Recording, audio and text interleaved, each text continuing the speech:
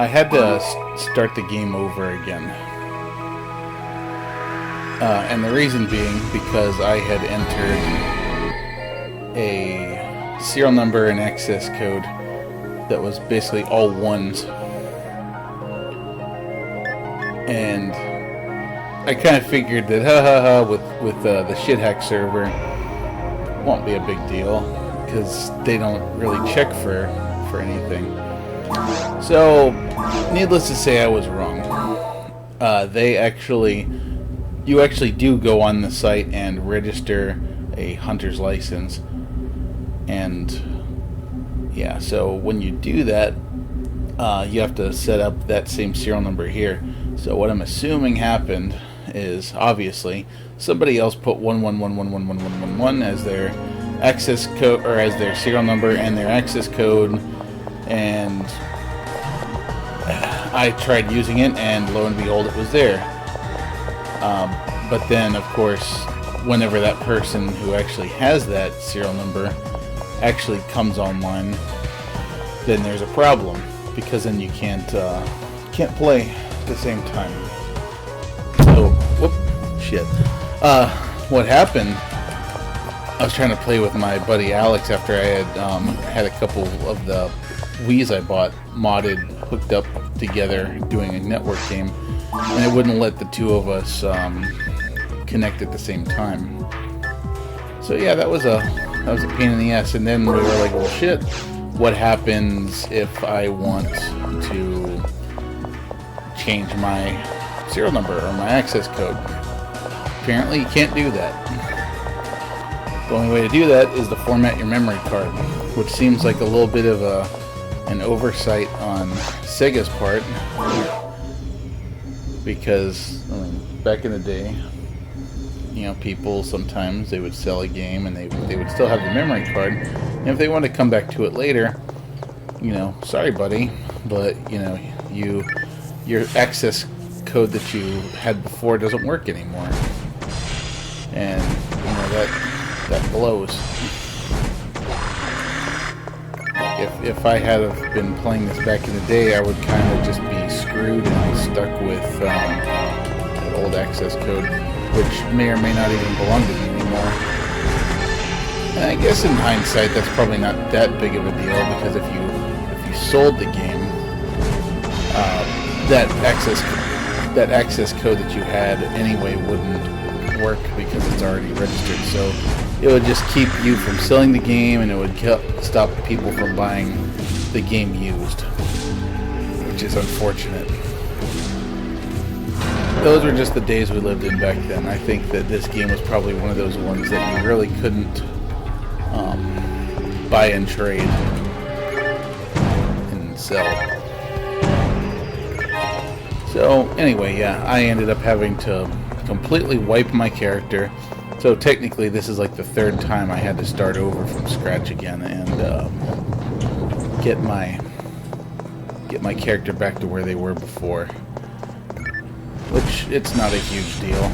But yeah, so if my character looks a little different, that's why. And also, obviously I leveled up a little bit. Because before, I was on level 6. Or at level 6, I should say, and now I'm at level 9. Because I played a little bit and I didn't record it. Because at first I was thinking, I don't know that I'm going to do any more recordings of this. Because I've already got my hands full with Crusade of Senti, which we will pick up on this week when I find time to do so. But ultimately, I was like, this is my favorite game, and I would like very much to play through this some more. And I do have, man, I keep on punching the microphone.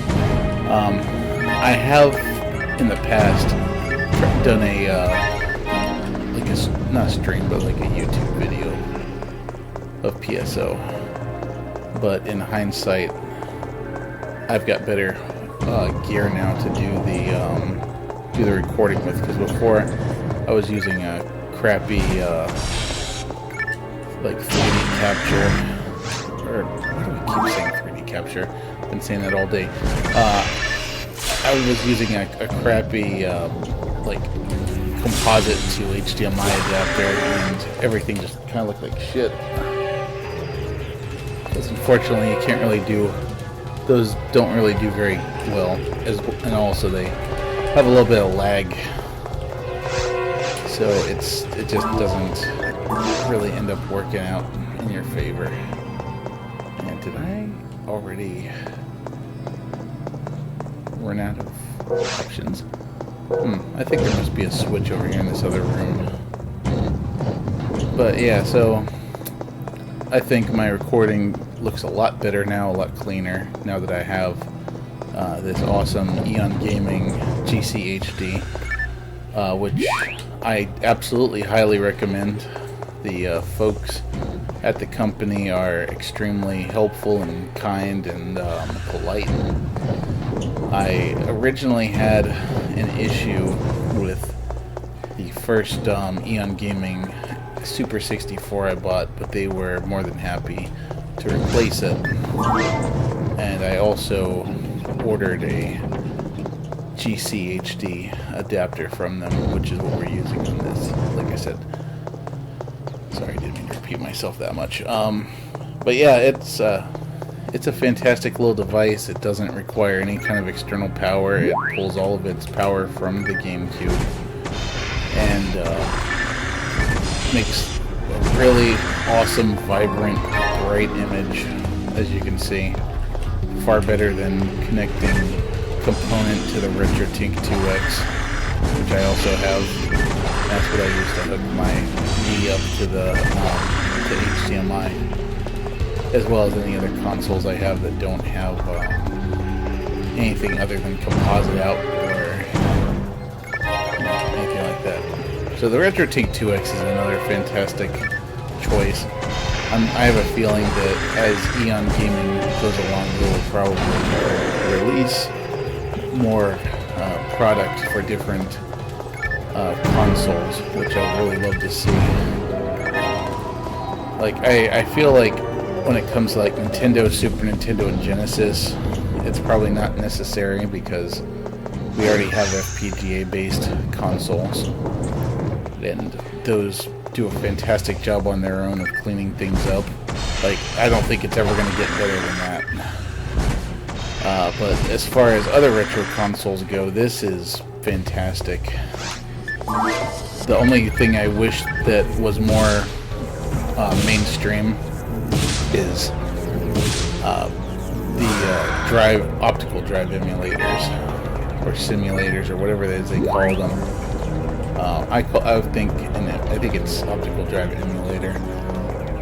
So, like for example, on the Sega Saturn and on the Dreamcast, there's this awesome little piece of kit called, and it's made by Terra Onion.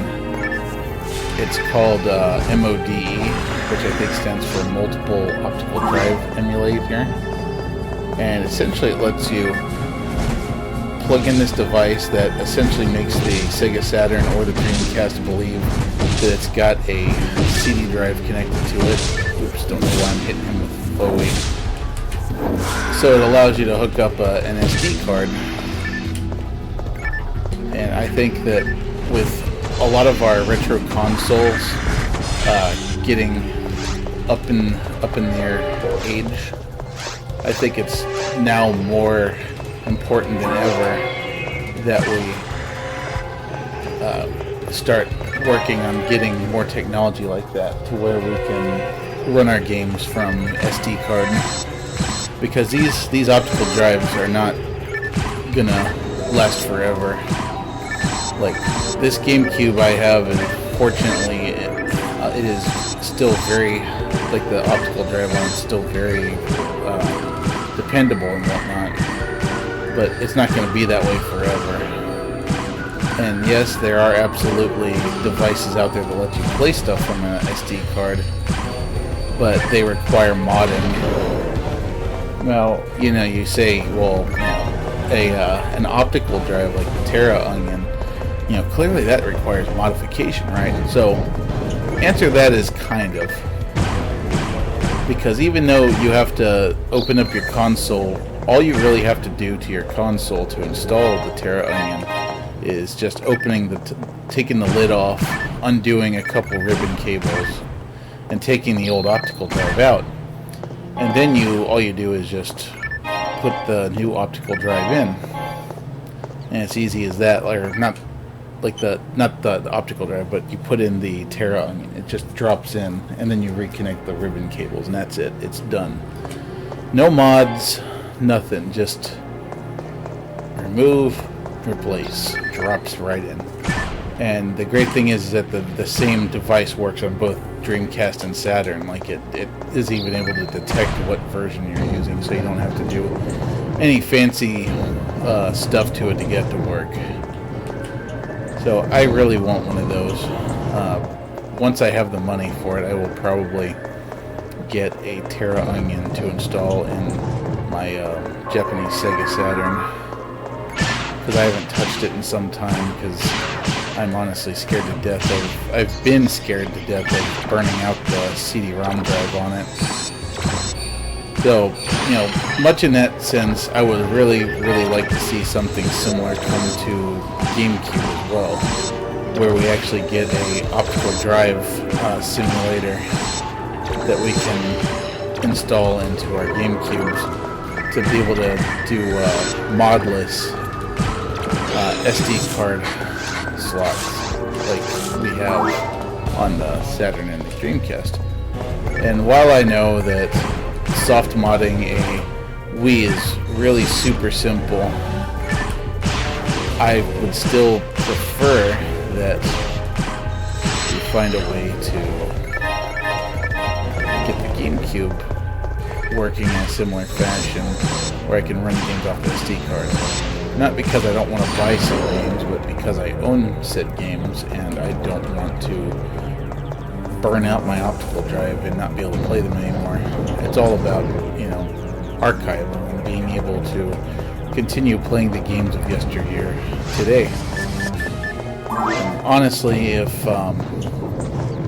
Sega would just do what the fans would really like them to do and just re-release this version of Phantasy Star on the Switch or something, like the kind of way they do their Sega Ages games. Like, I would love to see a Sega Ages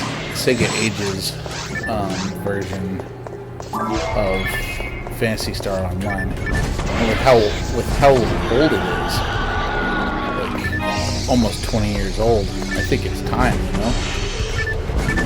I would really like to see a fully operational version of this game on the Switch or something. And it can absolutely be done. This game is not demanding by any means. I mean, like a NVIDIA Shield TV running the Dolphin emulator can run this game just fine with no hiccups whatsoever. So, considering that's the same hardware, there's no excuse for for Sega not to do such a thing. Because as much as I love Phantasy Star Online 2, it's still, to me, it's just not the same as this. Like, this game has, I don't know, it just has a feeling to it. Ooh, level 10. But anyway, it's got a personality that the new Phantasy Star Online game just doesn't have. Honestly, like, I feel like Phantasy Star Universe had a personality that was closer to Phantasy Star than Phantasy Star 2 does. And I would really, really, really like to see this game make a comeback. In fact, you see a lot of these same enemies in Phantasy Star Universe. I believe that some of these things like Boomas and stuff are also in Phantasy Star Online 2 somewhere. But yeah, like this game holds a lot of memories to a lot of people. Like, I used to have this, there's this girl I was going out with when I was younger, and we used to just stay up all night playing this game. And it was just super fun. We had a lot of friends that we would play with, and we were a long distance couple, So I was playing on dial-up, she was playing on broadband, and she got this game at Christmas. Originally I went down and saw her, and we got the game, and got her all set up. I went and got a GameCube as well while I was there, brought it back with me. Got hooked up, and as soon as I got home I started playing. Even though I pissed off my dad at the time, but that's another story. But yeah, we just stay up like all night playing this game together. And it, like I said, it's not necessarily the memories of who it was with, it was just the game that was just so phenomenally fun and fascinating at the time. It was an obsession. And you know, I'm not trying to get that feeling back, because that's just never going to happen, but it's a really well-made game. Granted, I guess graphically it's a little dated, especially like, look at this, doesn't blink at all, just death stare. Animations are pretty limited. I mean, the controls are a little bit clunky, I guess. Because like I've mentioned in prior videos, like when you cast magic, for example, you just kind of stop dead in your tracks to do it. And a large part of that is, it was a limitation of like networked games at the time, because you're going to have a really rough time keeping track of where a player is and what they're doing when you're trying to do that all over a dial-up modem, which this game was actually doing really well at. So having them stop was that made it so that there's just one less thing that the game had to concern itself with in regards to tracking players. But also, that's kind of the way games were anyway at the time. Things were still a little bit clunky. Things weren't necessarily as polished as we see them now. So, for sure, Phantasy Star Online 2 is definitely probably a more polished, faster, smoother, silkier game than this is. But this also just kind of shows the creativity that companies had back then, where they had a challenge, a limitation to overcome, and they overcame it. And damn it, I'm poisoned. It's kind of like the same kind of thing that you see with like ID Software. Like when you talk about John Carmack and John Romero, like they had all these interesting challenges that they faced with computers, you know, back in the golden age of computing, where we had these rinky-dink 386 processors that were, you know, running like 16 megahertz. That's right, megahertz, not gigahertz, megahertz. And you know, you had kilobytes of RAM to work with, sometimes megabytes. And like nowadays, computers just have so much processing power. They have so much memory. It's just insane. But like back then, there was just all these different challenges you had to face. And then when you came to the frontier of online gaming, it got even harder. Because then you also had to say, okay, so how can I make this game look good and run well, and then, you know, hide the fact that I'm running this on top of a network type that can barely accommodate what I'm trying to do with it. Because like, you think that like Google Stadia is having problems with, you know, trying to, you know, predict like where a player's going to move so that they can make their quote-unquote, you know, their service have negative latency. Back then, it's like, just imagine what we're doing now, like trying to take a character and show them moving around on several different people's screens and attacking, casting spells, and you're doing all of that over a 56K dial-up modem, which is moving data at best probably at about, I think it's probably about like well, no, because, okay, so back in the day on the internet, so the biggest files that you tended to move around were like MP3s and stuff. So I would say average thing that you're moving is like JPEG images, and those are generally somewhere in the like 256 kilobytes, so like a quarter of a meg, and those would take a long time because you were essentially, like, even though your modem said it was 56K, you didn't get anywhere close to 56 kilobits per second. So 56 kilobits is, so I'm not sure what that is divided by 8. But I would say it's probably around, like, a little more than 8. Well, let's see, 9 times 8 is what? Yeah, it sucks. I don't even remember all my multiplication tables anymore. But anyway, yeah, so it was about, say, well, actually, let me do this. So 8 times 8 is 64. So 72. Yeah, so between 7 and 8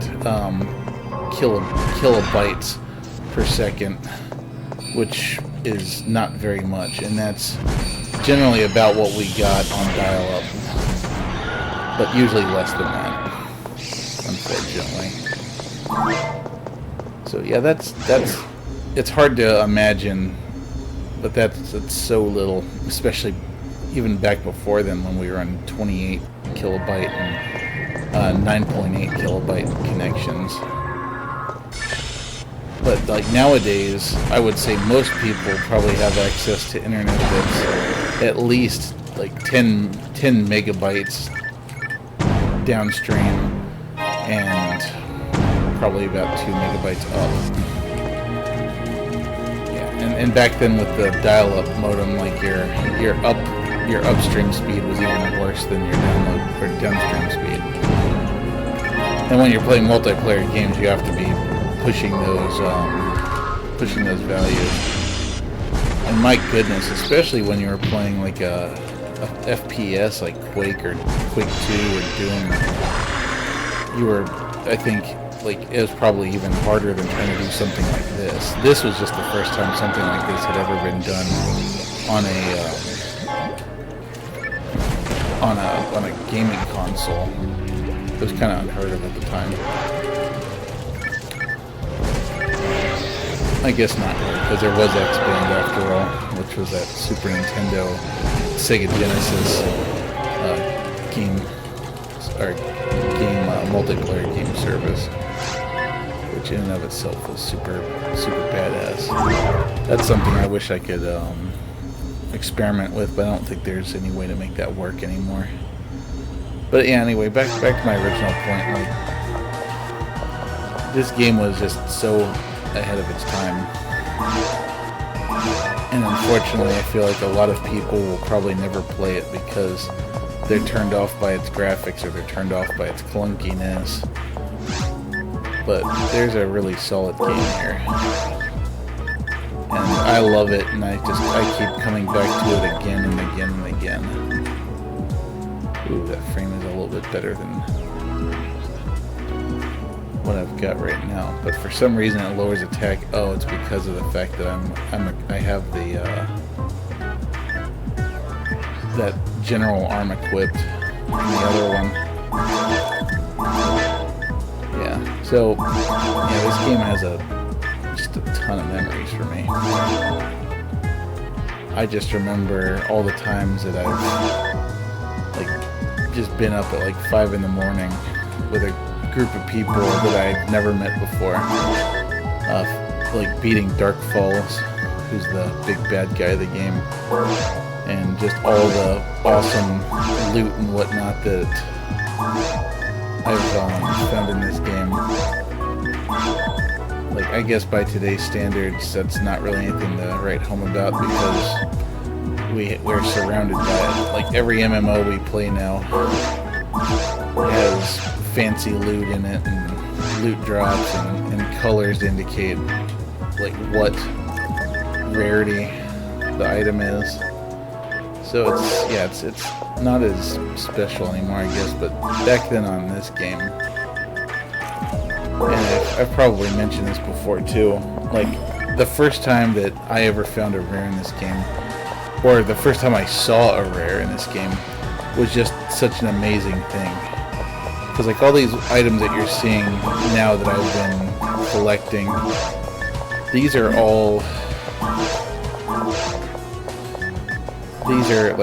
just what you got used to seeing throughout the game. You just saw, you know, the rarity of items going up a little bit, but they all look the same. Different colors, you know, different stats, but ultimately it was all identical.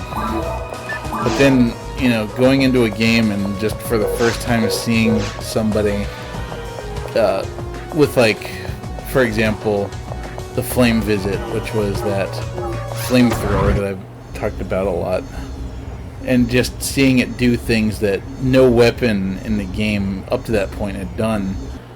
Like, you just weren't, oops, accidentally symbol chatted, but you just weren't expecting it. And even though obviously you're playing on the internet, we didn't really, at least for this game, we didn't really tend to look up information about the game.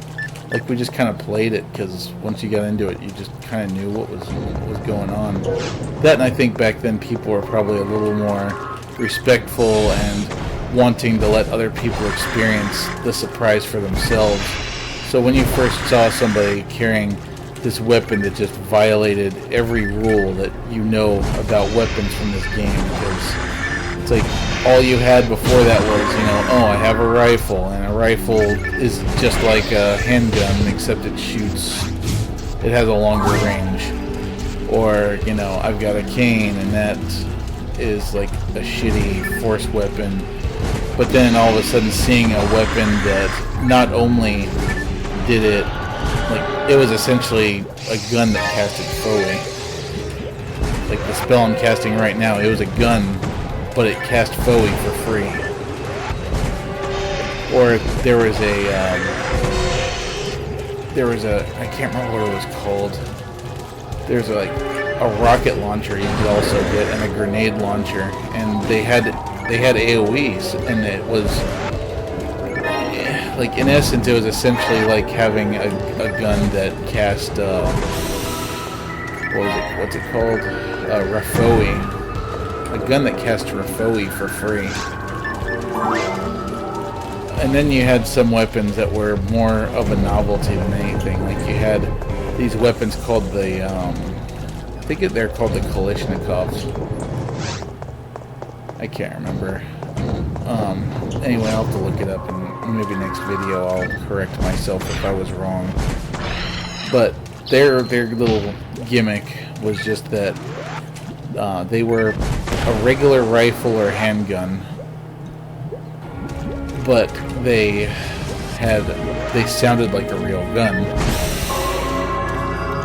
And I know that probably sounds kind of lame because it's like, whoopty shit. We play first-person shooters all the time that have realistic gun sounds in them, but in this game, all the guns, they make a sound. Oh, hold on, let me kill this asshole.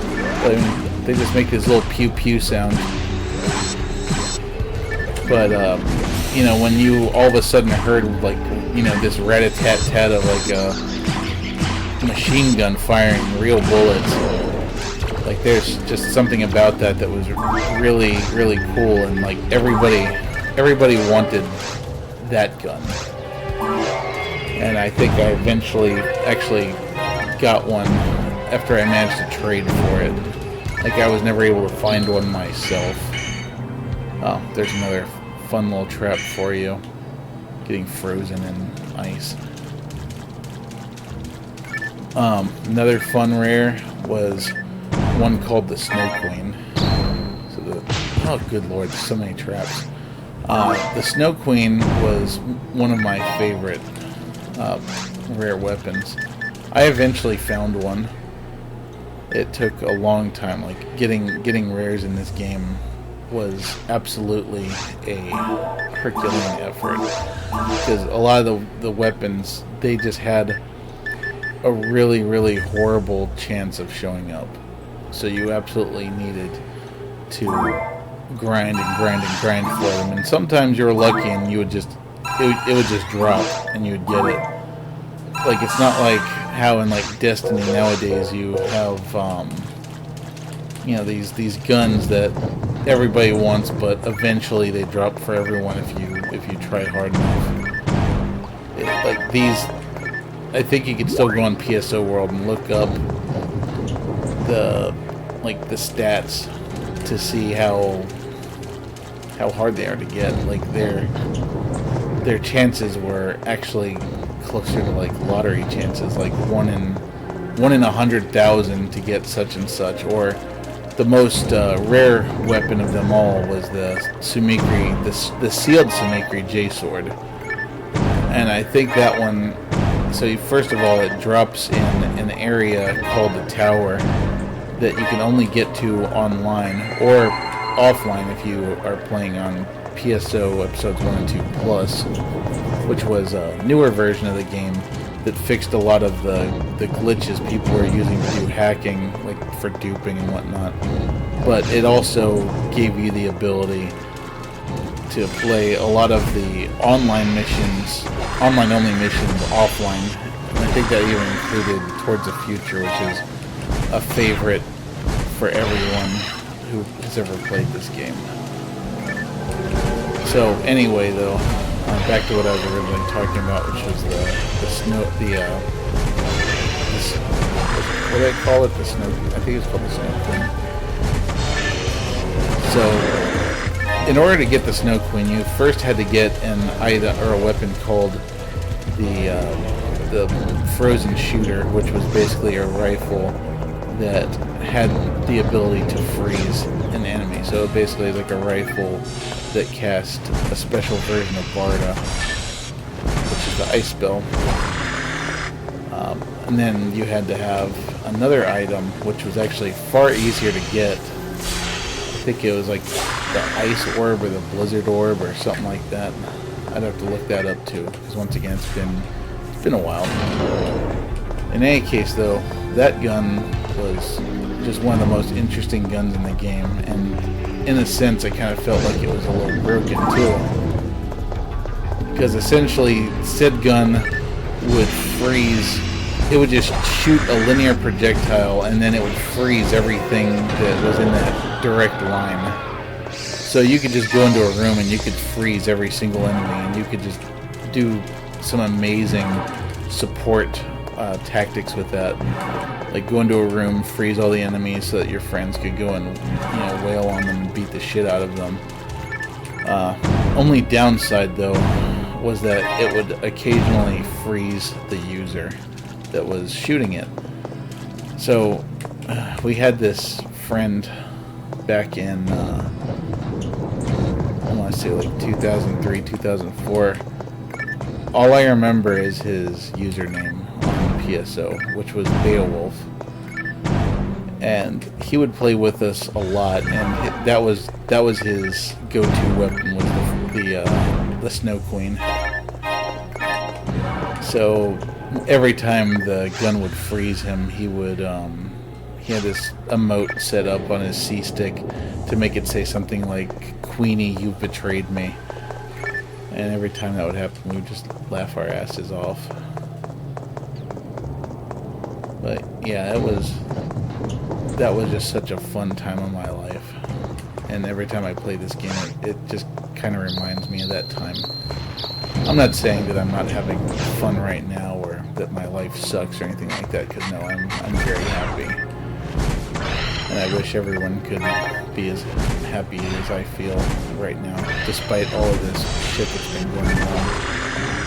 But playing this game absolutely just is a walk down memory lane for me. It just reminds me of that time in my life and how crazy I was, and how the world still wasn't quite open to me yet. Or clear to me, I guess I should say.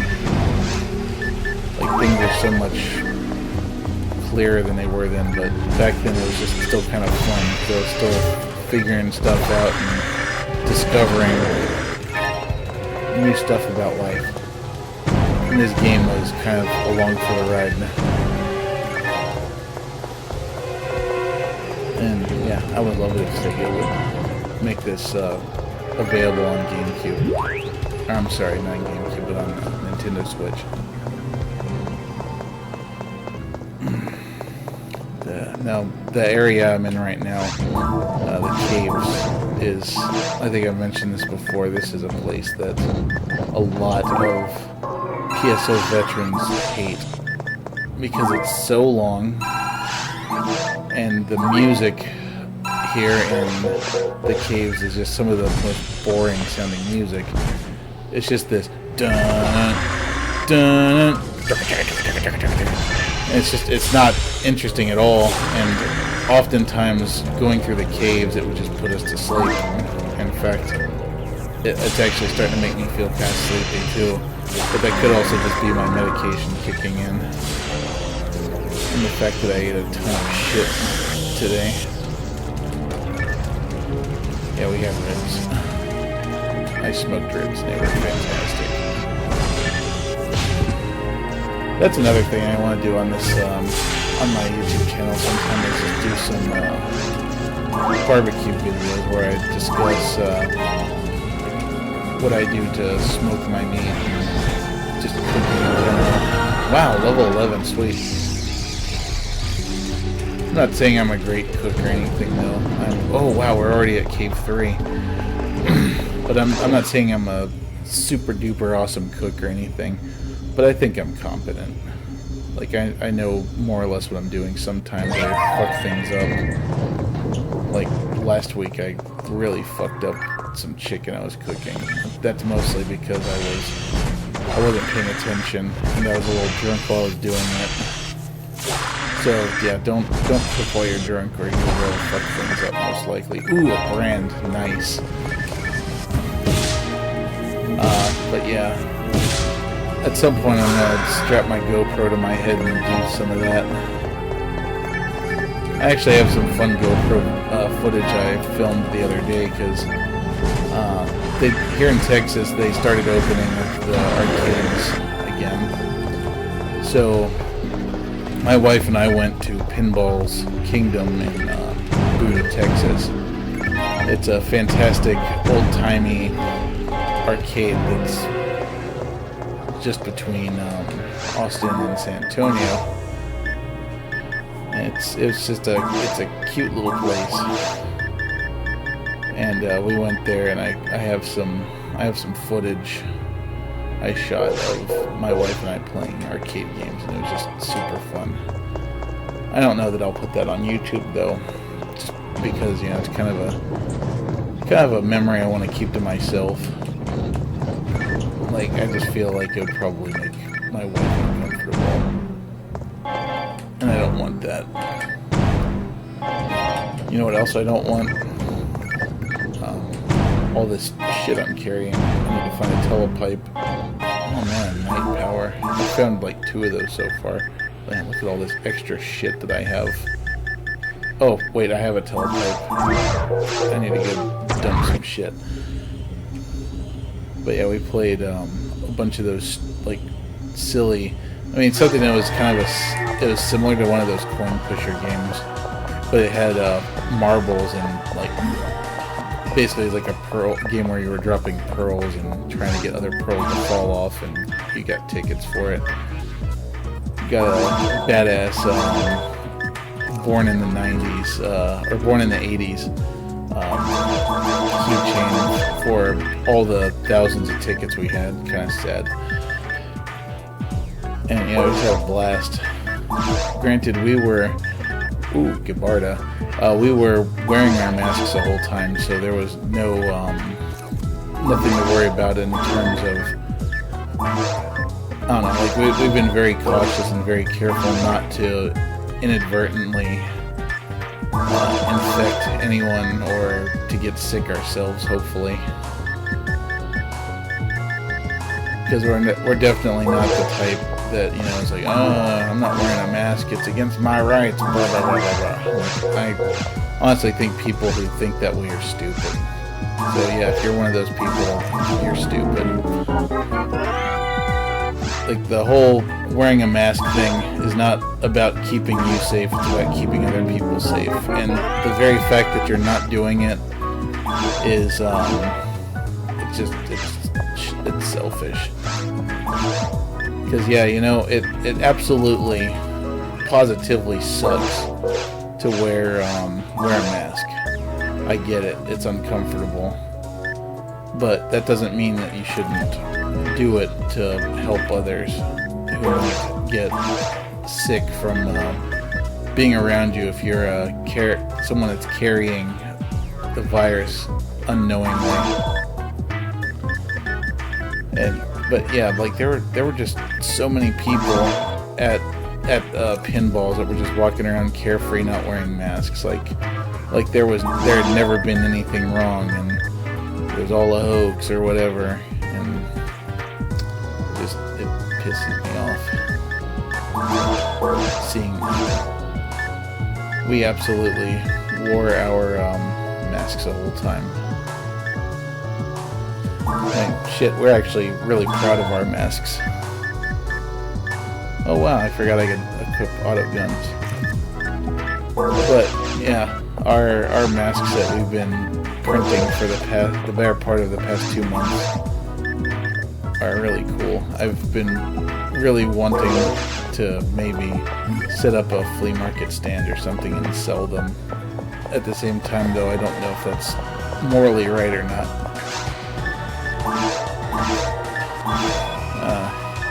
I've like, obviously I didn't create the model for the masks, so I don't feel like I should be able to profit off of them, because all I'm doing is printing them, sealing them, gasketing them, putting the straps on them and everything. So I feel like, realistically speaking, I should probably only be charging for what the materials cost. I don't know if I can really charge for my time or, you know, wear and tear on my 3D printer and maintaining the 3D printer and stuff, because if I was doing that, I would probably charge like $20 for one of the masks that we make. But I just don't know if that's right. If anyone's actually watching this, just out of curiosity, you know, comment below if you think that that's moral or not.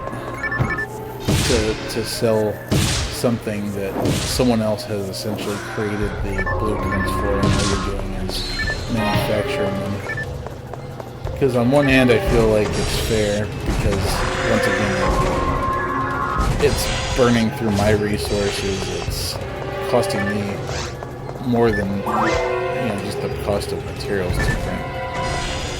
So I feel like I should be able to put a price on that. On the same token, though, like I said, I didn't create the 3D model. That person did. I wouldn't even know the first thing about trying to do such a thing.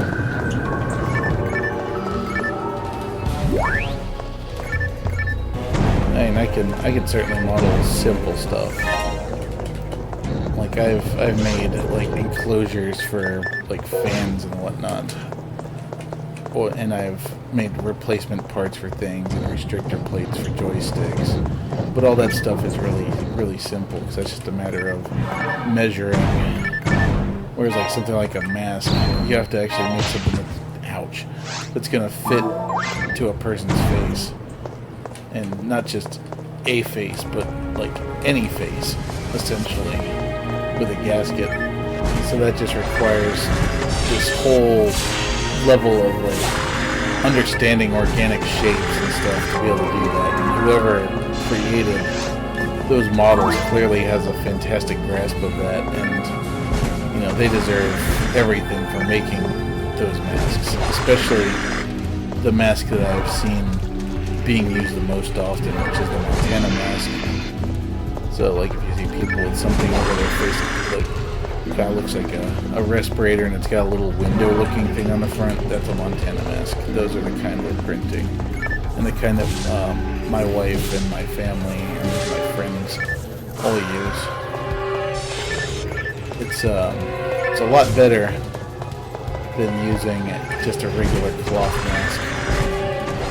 And it's not just a novelty, because with the cloth masks, yeah, you absolutely are helping prevent your neighbors and your fellow man around you from potentially getting sick from you if you're contagious and you don't know it.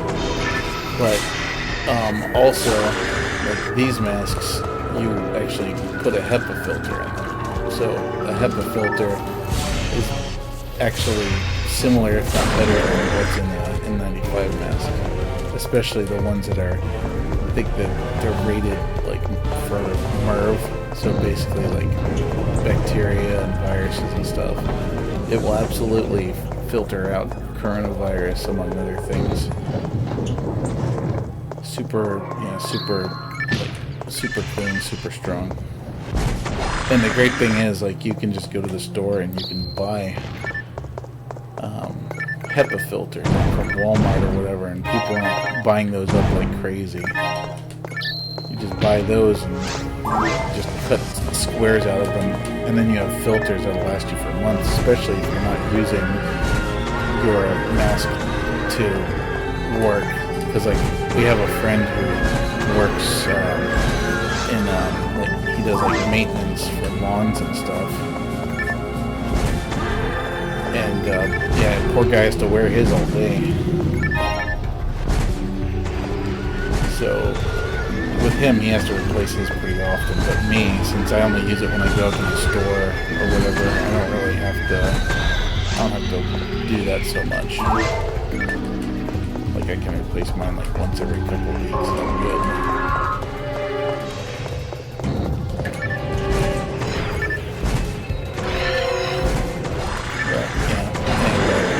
A lot of people at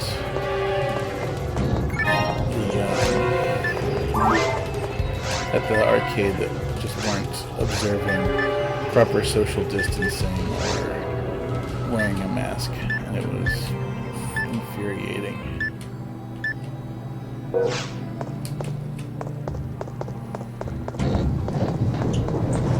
So, in the game here, we're coming up on a part that I failed to get through the last time I was playing this. Oh, the last time I was doing a video. Because I was trying to beat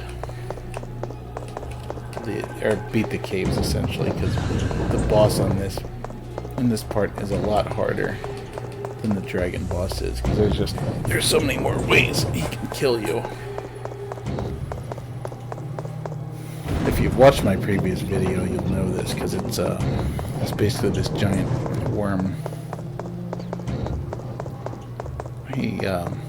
You're on a raft, and he's basically just kind of waving along with you. And every so often, like, you can shoot pretty much any part of him and do damage. And he has this carapace on him that does...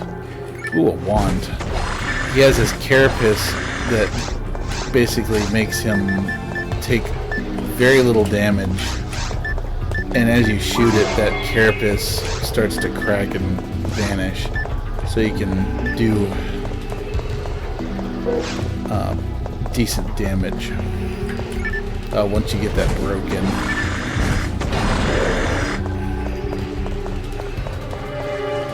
But it takes effort to get there, and plus, as he's going through his paces, he launches these little spiny things at you, and those spiny things cause, like, they will almost kill you.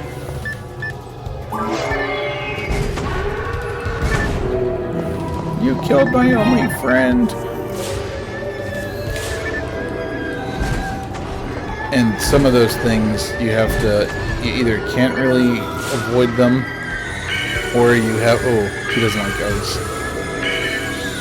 you can't really avoid them effectively, or you need to be really fast to get rid of them. Like when the spiny things show up and surround you, they explode eventually, and that explosion will absolutely kill you, especially me, of course.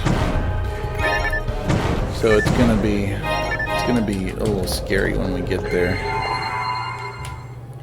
Now, if I was a higher level force and I had like a lot of AoE spells like Rafoi or Gizonde or Rezonde, we could kill them really fast, especially Gizonde and Rezonde, because they actually cause like chain damage, like chain lightning. And yeah, like all of his body parts are so close together that he takes chain damage like a bitch. Like you can just keep spamming that spell on him and he'll be dead in no time, because all of his armor will chip off, and if you've got a team with you, they'll just burn through his hit points super fast at that point. That, and you can just spam Rafoi and get rid of all those things that he's popping off, those spike things. Like you could pretty much single-handedly destroy them all for your team. And also going as a team is definitely recommended for this boss anyway, because of the fact that those explodey things, when they home in on someone, they only home in on one person. They don't home in on like everyone in the party. There is a section of the fight where the explodey things just spawn. Ooh, an auto gun. Where the explodey things just spawn all over the thing that you're flying, or you're going down the water on. And you have to get rid of at least enough of them so that you're not standing near one when it explodes. And that can take a little bit of doing. Okay. Let's feed my mag real quick, because I am once again just full of shit. Full of shit. I mean, I am absolutely full of shit. But I definitely want that auto gun there. Yeah, fuck that 9 power minus. Because we've already got decent stuff. We've got general power minus, which is better than any of the 9 power items. No, I didn't do it fast enough. Eventually, well, I don't know if we'll ever get that far in these videos, because I don't know that I'm going to record every single time I play. Ah, shit. And, yeah, because getting to ultimate difficulty is quite hard. It takes a long time. Like, no joke, when I used to play this game back in the day, I think that I probably put literally thousands of hours into it. And getting up to ultimate is part of that trick, because you have to go through, you basically have to go through this game, so you get from normal to hard, then from hard to very hard, and that's where you actually start seeing rare drops, and then from very hard to ultimate. And in order to play on very hard, you need to, well, I mean, in order to play on hard, you have to be, so to play online on very hard, you have to be a certain level to do that. You have to be, I believe it's level 20 to play just regular hard. And then offline, you pretty much just have to beat, you just have to get through all 4 parts of the game. So you gotta get through forest, caves, and then ow, you son of a bitch. You have to get through you have to get through forest, caves, mines, and ruins by yourself, which can be really difficult if you don't know what you're doing. Especially when you're a force like this. Shit. I'm lucky that didn't kill me.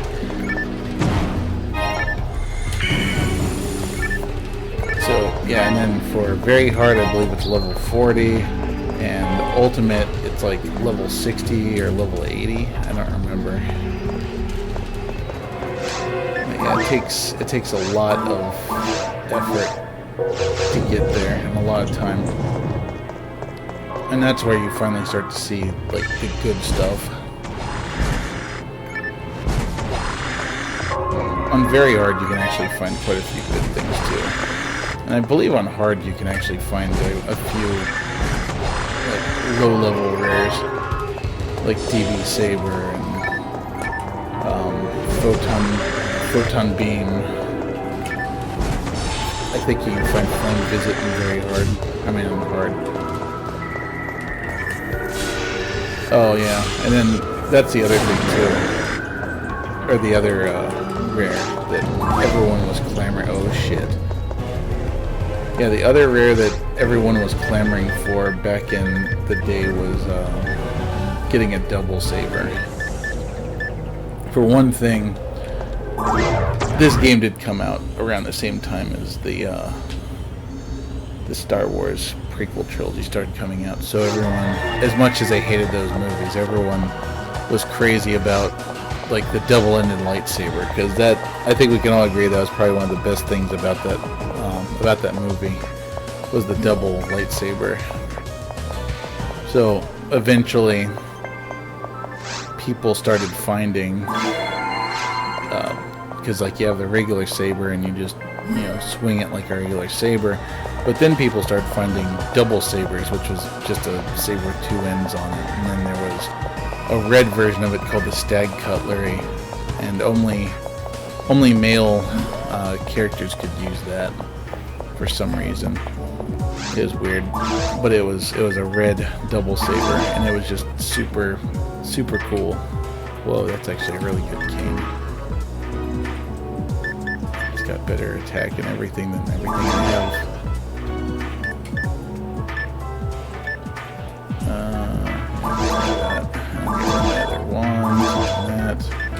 What level I need? Oh, 13. I'm pretty close to being able to do that. Don't need that. Hang on to those. Oh yeah, I need to qualify that. Yeah, but the double saber attacks in a completely different way than the regular saber. And he lied to me.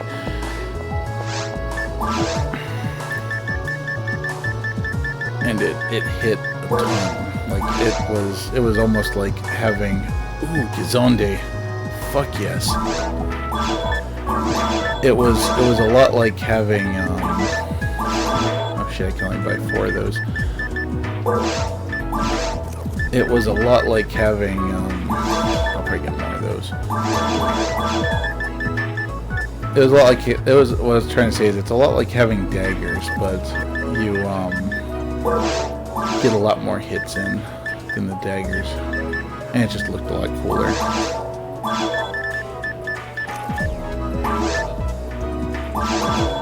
Okay, I'll buy monomate. I would actually really like to have more monomates, just in case. So, as cool as this King plus 8 is, I'm going to sell it because it's not going to be any good to me soon. And I would rather get a couple more monomates just to help me guarantee my victory if I can. To me, it was more important to have the monofluids. Okay, cool, I can feed my little dude again.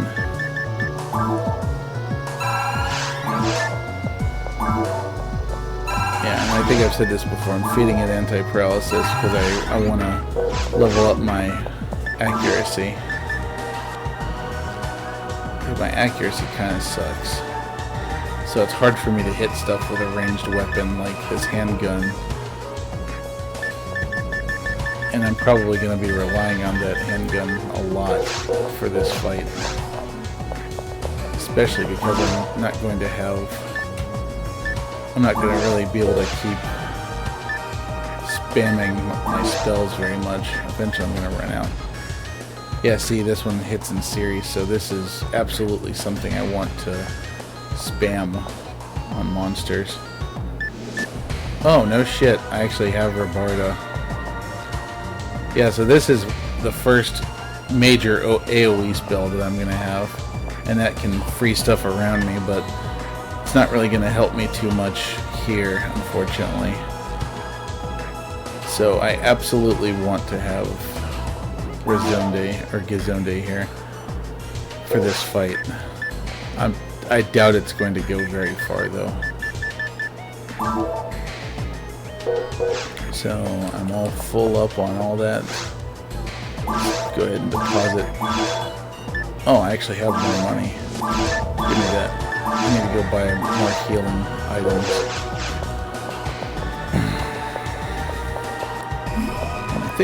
I think I'm actually about the right level to do this battle anyway, so it might not end up being quite as bad as we think it's going to be. Let's get 4 of those. Fill all the way up on those. I'm not going to need those, I don't think. Alright, we're ready. Let's go do this.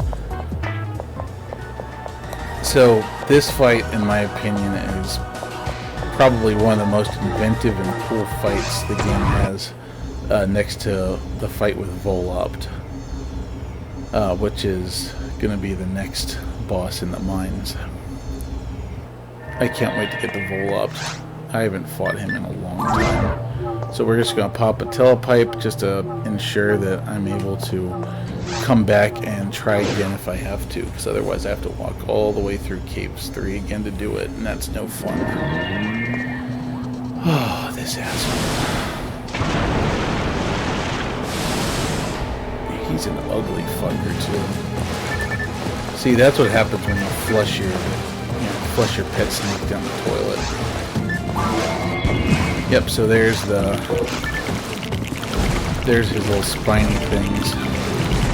I can't even... Oh, okay, I managed to break one, which is enough.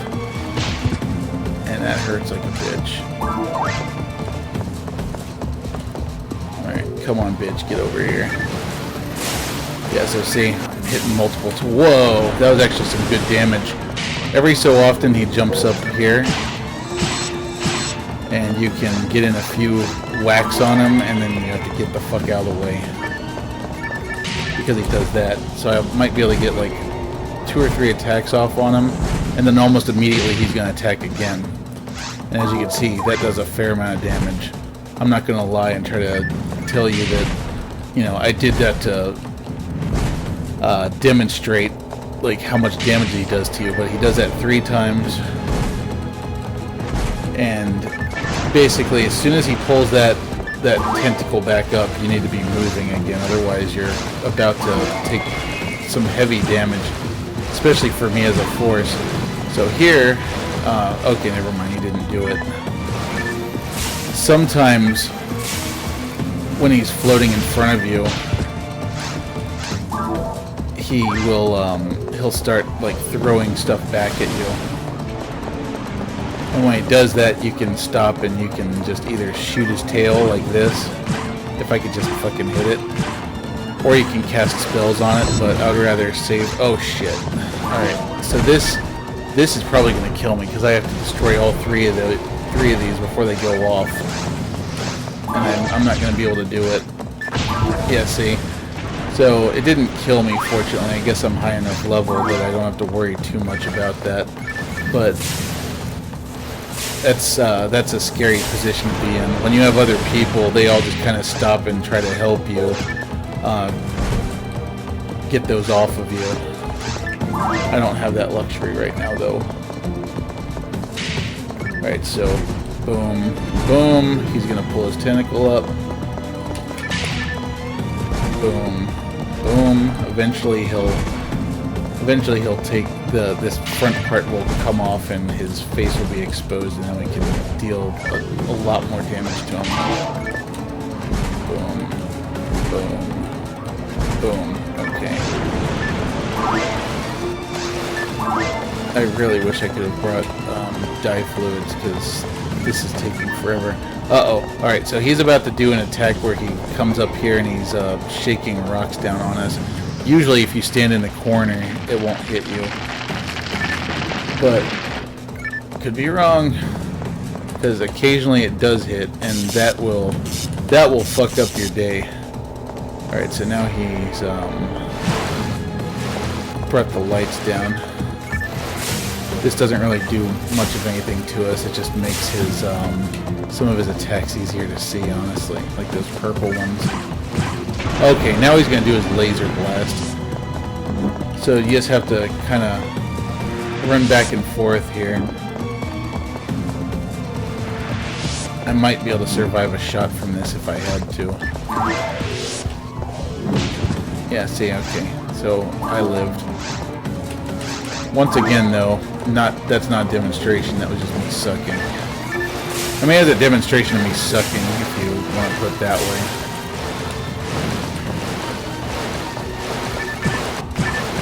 Yeah, but I'm so glad that I have Rafoli. Oh shit. Or not Rafoli, but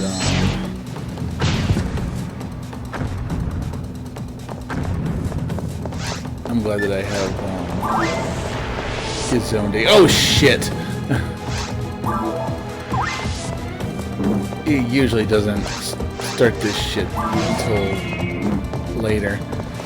So another thing you can, and this, when he's doing this attack, you can also shoot him in the face very easily while he's doing that. But at the moment, since I'm the only target he's shooting at, I don't really have the luxury of attacking him when he's doing that. So let's get a few hits on him here. Okay, his tentacle's about to come down. So, oh, there we go. What the fuck? Yeah, so this would be the perfect time for the hunters and the rangers to just go ham on this guy. For me, though, all I can really do is just, like, hammer him with my most powerful single target spell, which happens to be Foley. Alright, so he's doing this shit again. I'm not going to waste his zone day on him right now, because he's nowhere close enough for me to use it on.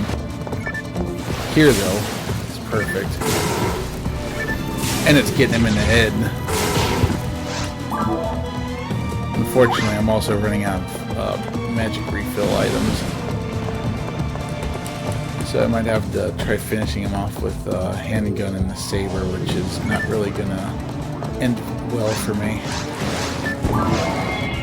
Oh, come on. Yeah, see, I simply don't have enough dex to hurt these things.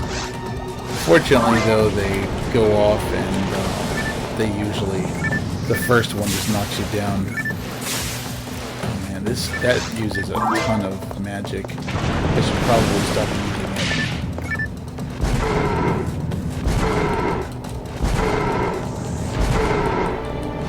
One thing too is that, like, now that I'm a higher level force, I actually recover a little bit of my magic. Not very much, though. So I could just run around and regain enough magic to cast my spell a few times. But it's not going to be enough. Shit.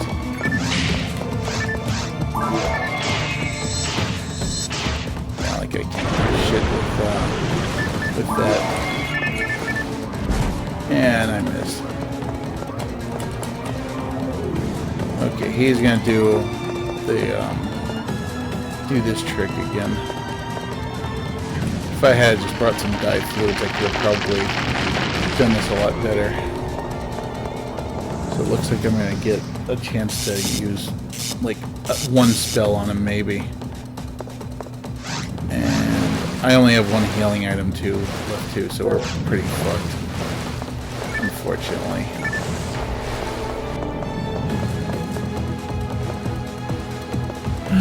Okay, do your little pew-pew.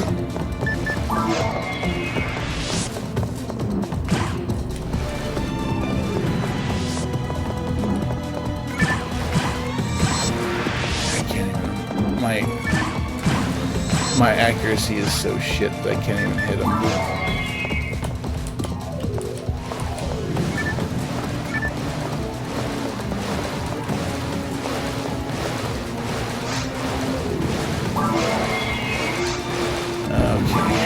Now you gotta do this shit again. Oh.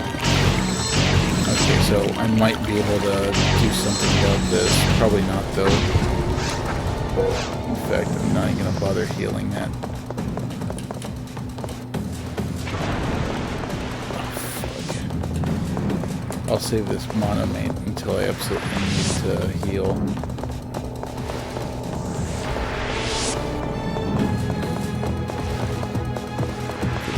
Using it to heal essentially 20 damage is a waste.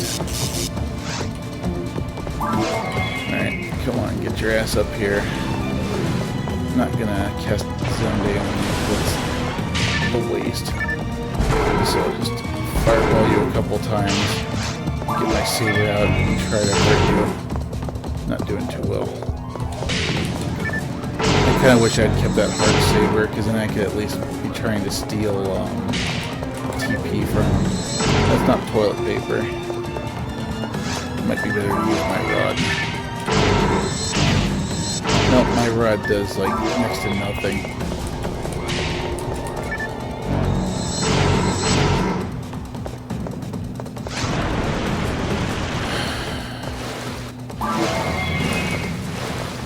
So I think if I stand still, I recover tech points. And yeah, that's what TP stands for.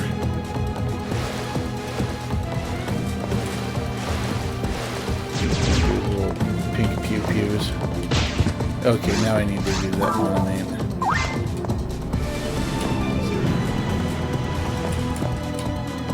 Hopefully by the time he's on the boat again, I'll have enough magic to hit him a couple times. Oh shit. It's just getting tiring.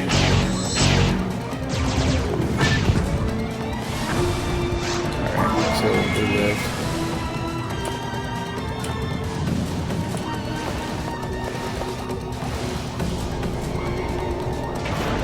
Sad thing is I have no idea how much life he has left.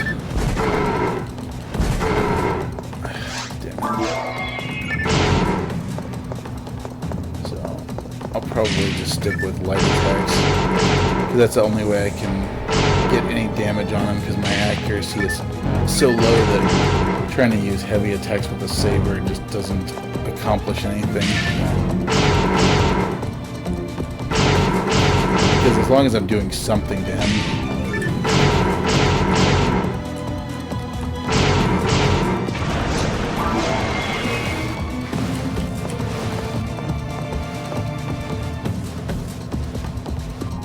oh shit, okay. Just my luck, it'll probably land on me.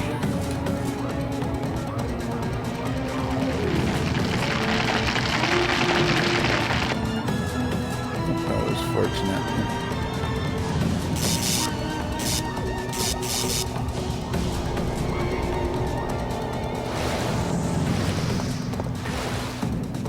Gonna do a little shitty pew-pew again. And I can't heal from it this time. Oh, he didn't do it. Okay, we're doing this again.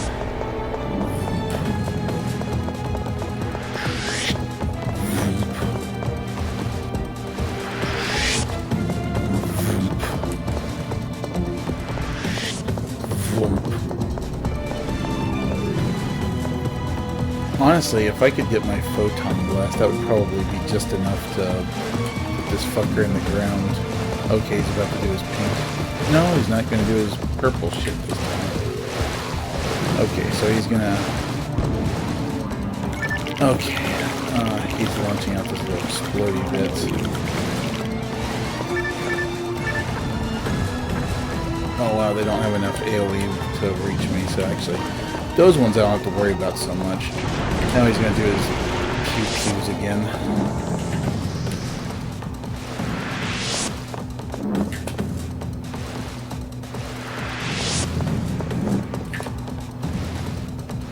Man, I might actually be able to attack him like 3 or 4 times this next go. Because it costs me 7 to attack. So yeah, I've got enough to attack him like 4 times with fire. Still not enough to kill him, shit.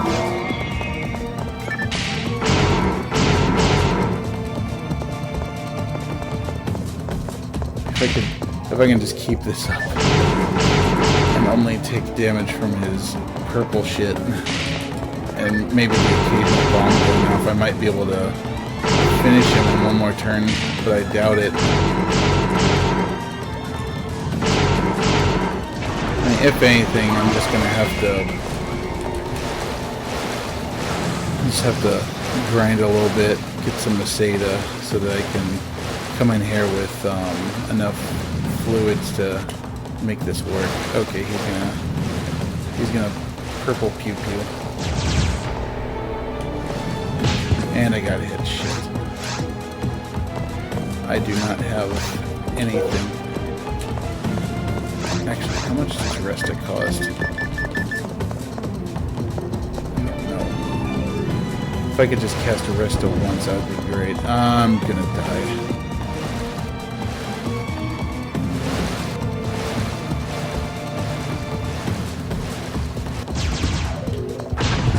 Yep. Fucking dead. Oh well. Can't say I didn't try.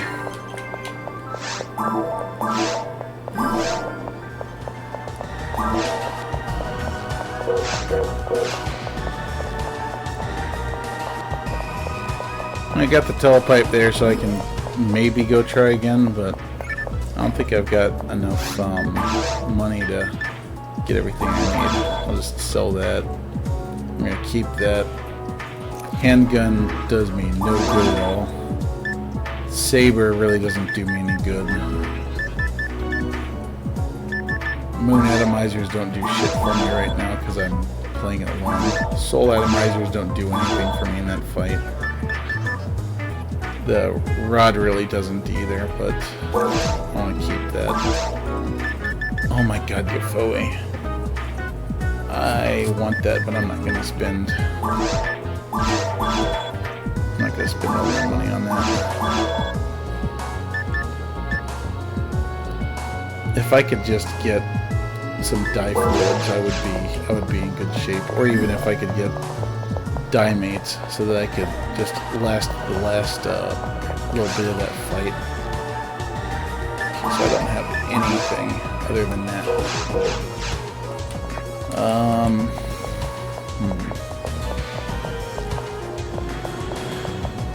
Well, let's go see. I'm not going to use my telepipe. I'm going to just go through Cave 3 to see if I can find some monsters to kill for money.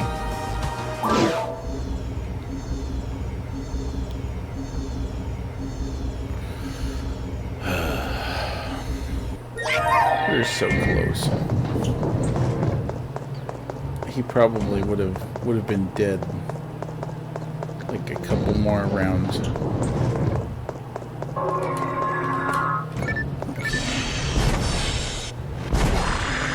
Being a force is expensive.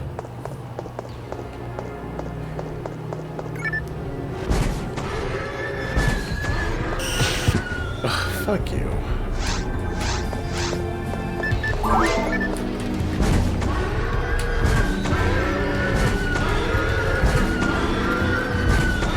Later on in the game, you have so much TP and money that it's not really that big of a deal to have to come up with the funds and the magic points to do the things you're trying to do. At the level I'm at right now, like in the early game for a force, it's extremely difficult, but later on, like a force is just the most indispensable team member you can have, especially when it comes to buffing the team with D-band, I'm sorry, shift and D-band, or we call them S and D. Oh my god. Come on. And of course being able to heal your whole party with a spell. I'm actually not far from leveling up either. That would honestly be ideal to me if I could just get... Oh, actually I have a die mate too. I'll hang on to that for the fight. But yeah, it would be ideal if I could get just one more level before I try to face off against Rol Lay again. And if I could have more magic replenishing items.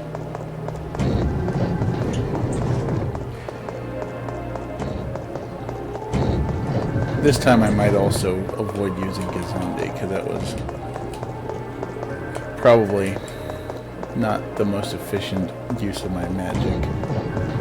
Although it was hitting him in a whole bunch of places, so it was doing like a good 160 damage every time I used it. Granted, it was a lot more expensive than just using Foe, which I think costs like a third as much, and it does nearly as much damage.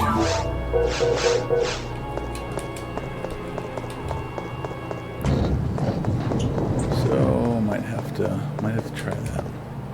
All right, this is the room that we were in where we couldn't figure out where to go next. So I guess we'll just skip that. So we got that big lure disc I can't even use. That squeaky sound, it sounds like scratching grounder. Like the sound of their wheels.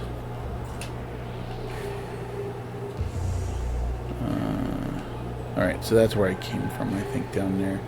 So there's another entrance over here that I haven't explored, so I can probably find some enemies in there to kill to get some money.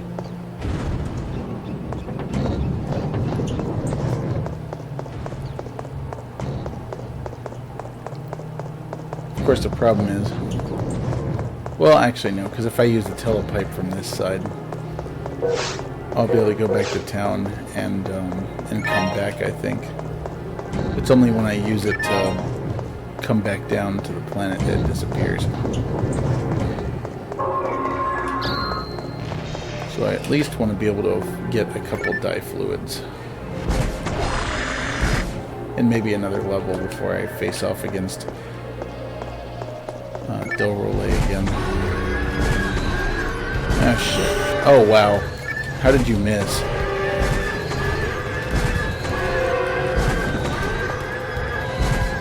Oh, shit. More importantly, how did I miss? Oh, this... Yeah, that's right. Oh, never mind. I was gonna say, he's weak to Barda, so I should probably be spamming him with Barda. Oh, thanks, asshole. Okay. So this guy, actually, if you use certain spells on him, he divides. Like if I were to use Barda, I think, on him, or Gibarda, he'll split up into 2 copies of himself.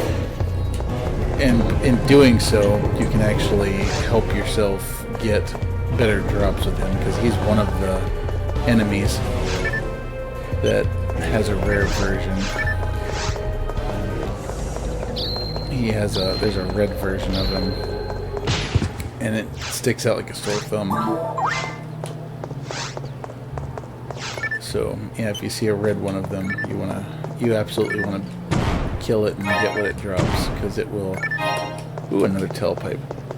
It will have some good stuff, pretty much guaranteed. Even on normal difficulty, you get pretty good stuff.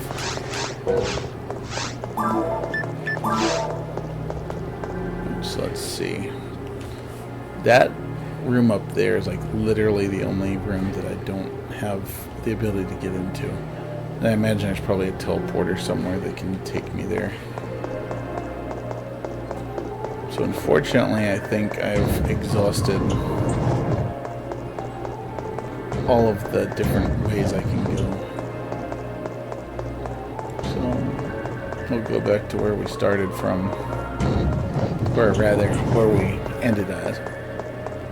Go back through the telepipe. Go back to town and sell this stuff I just picked up. I think I have actually have a fair amount of, oh no, I only have 14. Let's see, that sucks. I will try fighting Rol Lay one more time. And fucker. If I lose, then I'm just going to save, go to bed, and then I will probably spend a little bit of time grinding so that I have enough magic to kill him.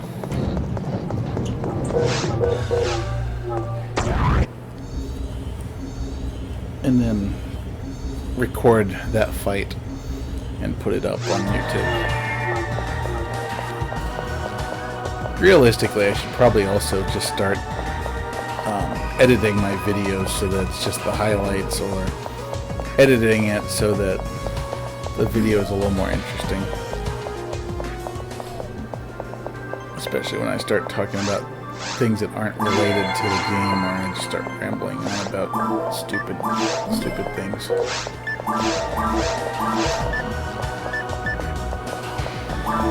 Oh wait, you know, I could have kept that and sold it. I could also sell that trimate, but honestly, I want all the healing items I can possibly carry. Fuck that, fuck this, fuck that, fuck that. Ooh, you know what? I could sell that too. Definitely sell that. Gotta keep that. 24, but I need it. I need the money. Saber really sucks, but that's only gonna net me one monomate. I got barely anything. Oh wow, reverser. That's basically life spell. That's pretty much all my money right there. Yeah, all I managed to do was to go out and get enough money to buy my stuff back. That sucks.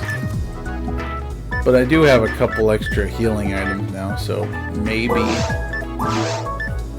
I can deal with it. Let's see, how much does dye fluid cost? 500. Anything I could sell that would get me 500. Because even if I had just one of those, I think I could probably kill them a lot faster. So that, yeah, there's really nothing I can sell that's going to get me that much. This is like I said, this is the really shitty part. Ooh, well no, I can't even afford that. This is the shitty part about being a force, is just living in constant poverty. It's a lot like being an artist. Just, you know, you're super useful, but at the same time, like, you just have to pay so much money for everything, and it's kind of fucked.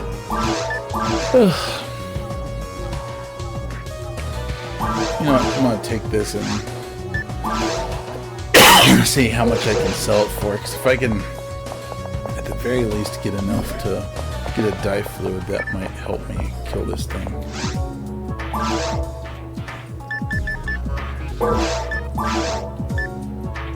It's worth 10. It's worth 10 fucking Masada. Just 10. Oh my god.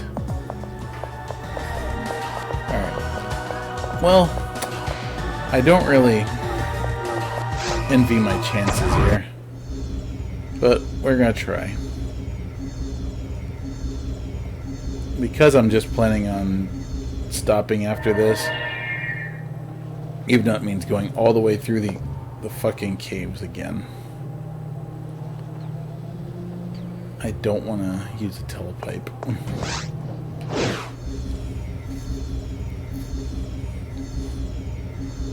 And this, yeah, that's another reason why people hate the caves. Because there's 3 fucking parts, and they're all so long.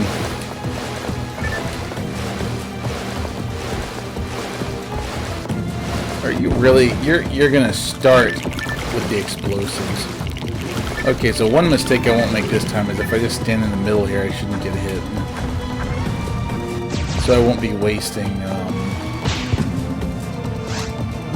Shit.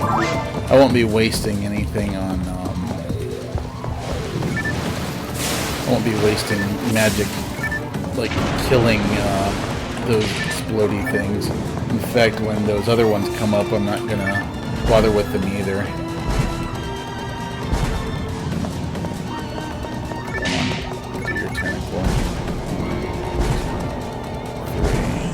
1, 2, 3, move. 1, 2, 3, move. 1, 2, 3, move. 1, 2.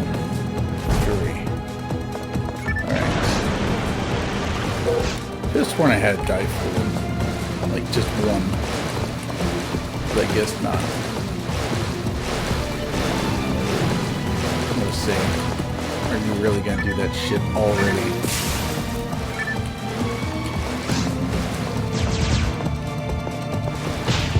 I always get nailed by that. If I could just be better about not getting nailed by that, I'd be in better shape.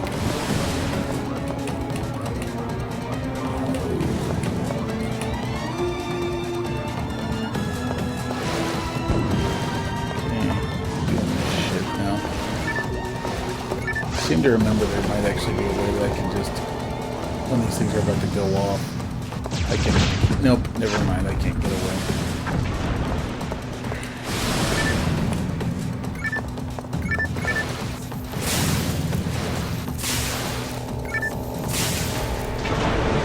Yeah, see, I would say that damage I'm doing is worth it. 2, 3, 4, move.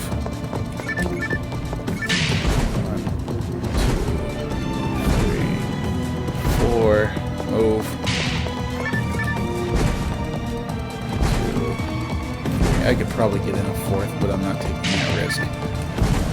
1, 2, 3, okay. 1, 2, 3. Oh, you jerk. I'm just gonna heal to be safe. No reason not to completely refill my magic.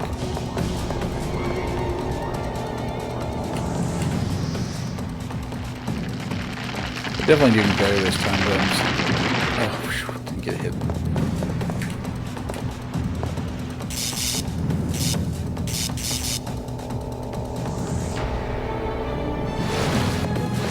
Come on over here. Shot you a few times.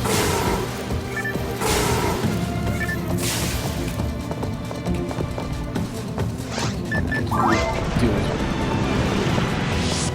mouth laser thing.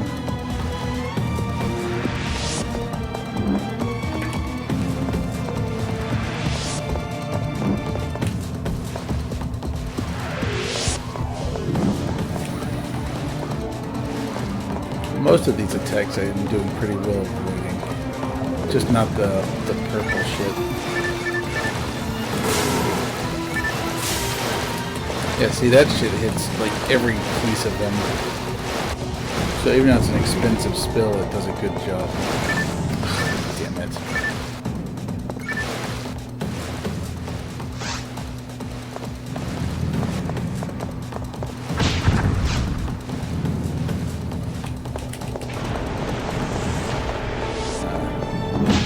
Oh no! God damn it!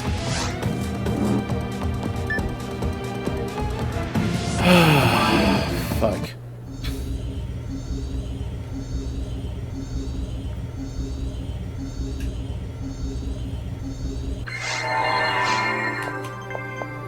was doing really well.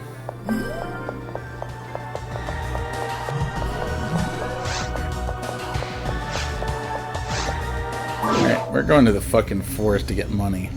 That's how desperate we are. No, that is not how we feel right now. We feel more like this. Like, as in fuck. Fuck this.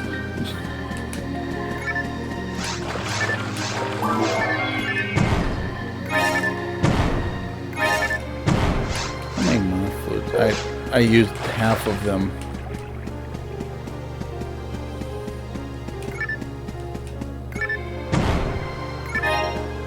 Thanks for nothing. I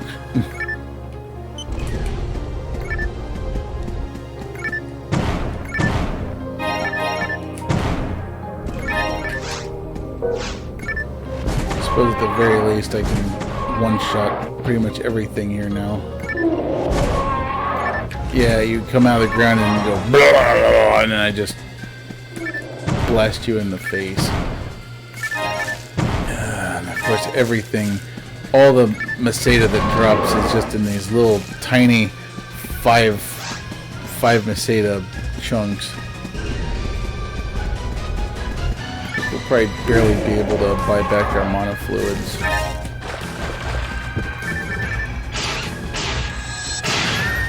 Yeah, fuck you. Fuck off, penguin. Yes, I know they're rappies.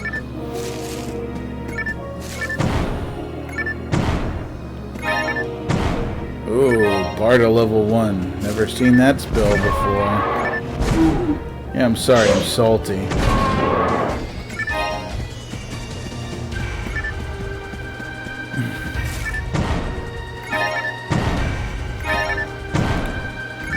I suppose at least a lot of those little, you know, chunks of money are dropping out of boxes. If I could just get some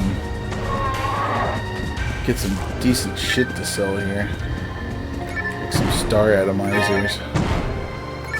Those are worth a good amount. Yeah, one-shotted hit, fucker.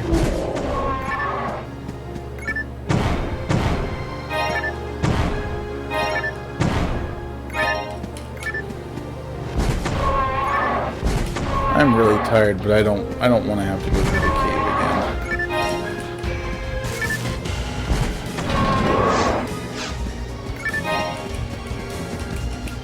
again. Got telepipe.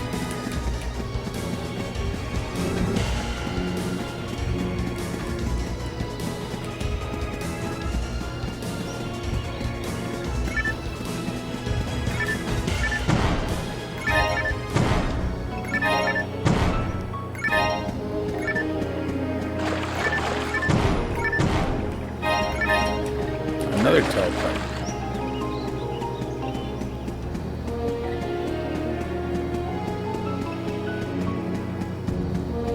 Would have loved to have had all these telepipes sooner.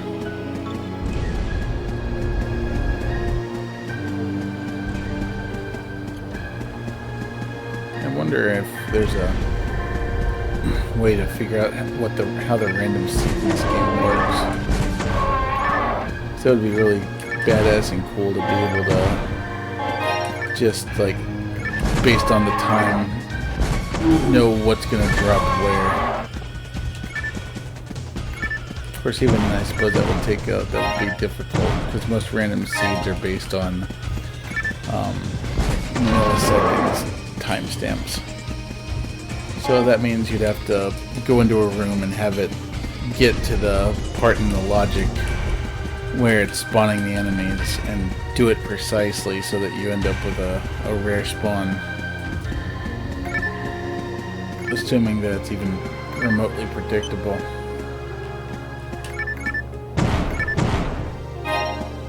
Jesus. Just all these telepipes are dropping. I think I've got like 4 telepipes already. Yeah, I got 4. How about that?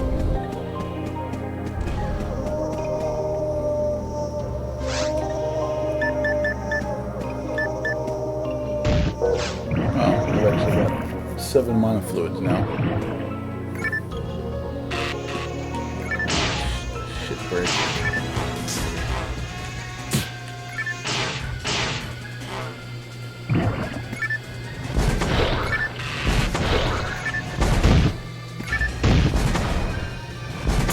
That'd be another thing that would be helpful too, is if I could get that Giga frame. Because then at least I'll probably take less damage from the worm.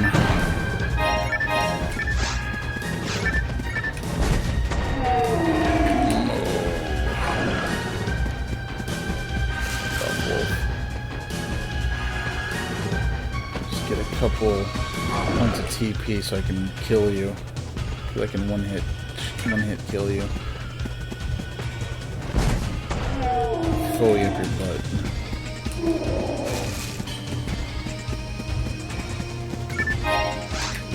I suppose I can use a mana fluid now.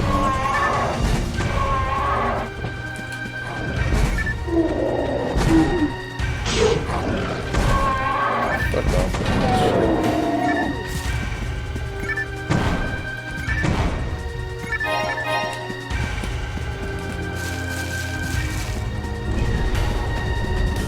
My god, it's almost 5 in the morning. Just like old times. Just minus the people.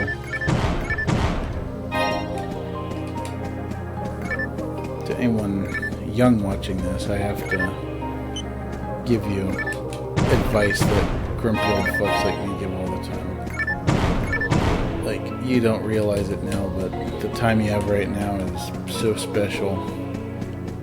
And you're never gonna get it back. It's once it's gone, it's gone.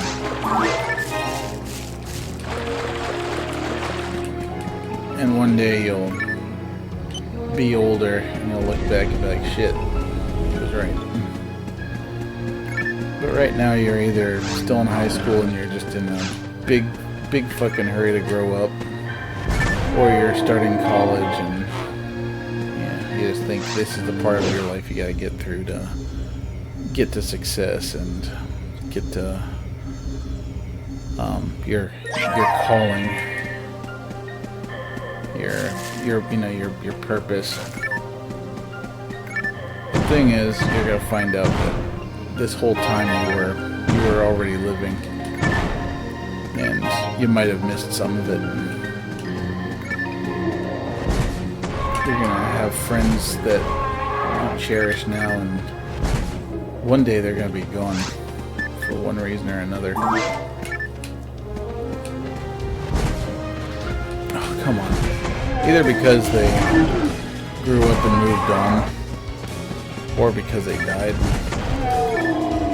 or because they cut themselves off from you. Because they need to deal with things, but you still miss them.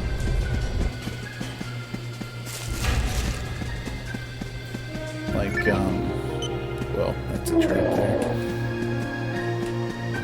One of my friends that I used to play this with a lot, recently, he's been going through some stuff. And he says that he doesn't want any friends right now. And, I understand. It's, I can't force myself into people's lives if I'm not wanted there, or if I just cause them more trouble or pain. But, again, I miss him. And I wish that everything could be okay and we could just be friends again.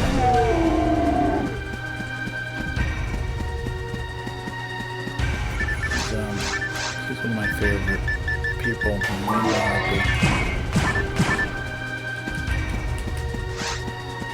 I hope that he finds whatever it is he needs to be happy.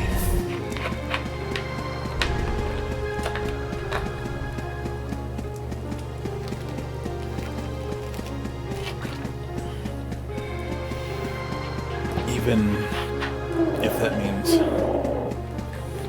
me not being around if I'm the cause of some of that unhappiness.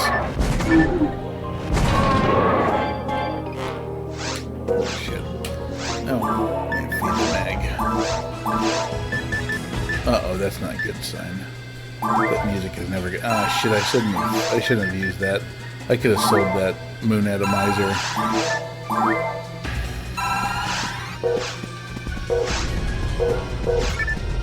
Yeah, I thought I turned that shit on already. I think these things just, like it's each game you play, you have to turn them back on. It's not a matter of turning it on and it staying on permanently for that difficulty level. I don't think so. Eat shit. Eat a lot of shit. Have 2 scoops of shit.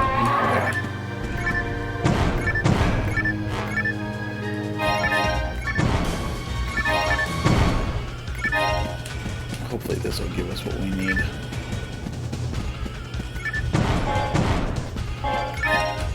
Oh wow, I'm actually full of stuff.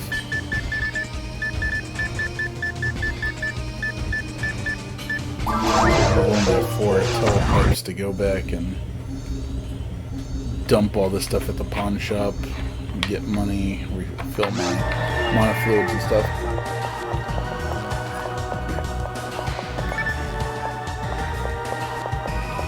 Hit the nurse, get all my TP back. Only thing I can think of when I say that is freaking Beavis and Butthead. You know, the whole I am tornado, I need TP for my bunghole. Man, how cool would it be to have a frame with two slots?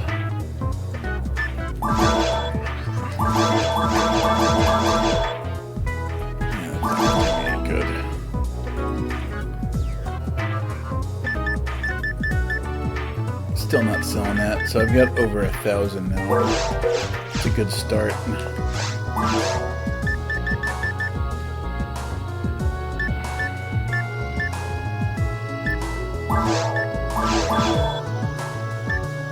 Get 1 dye fluid. Already got 10 of those.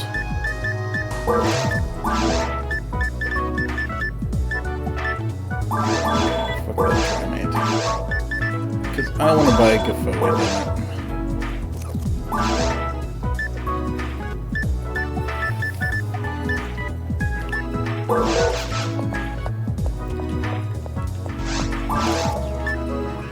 damn, that's expensive.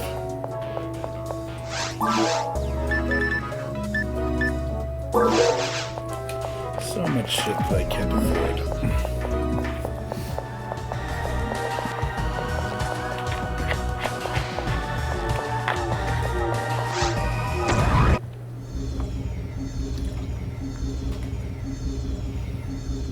Yeah, I know I'm not supposed to be drinking soda, but today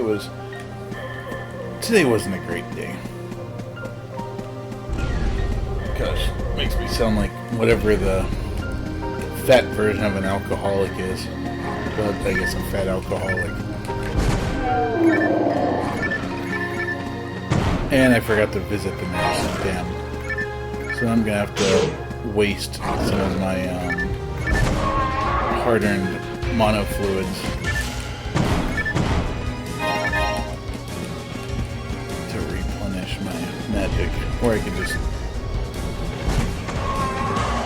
because these guys are just one hit from my, well, they're not that guy, but the dog is a one-hit kill for my foe, so I could just stand around and wait.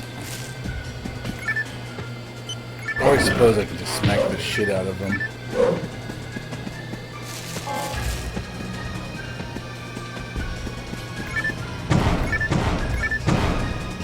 Ooh, more fine syllables.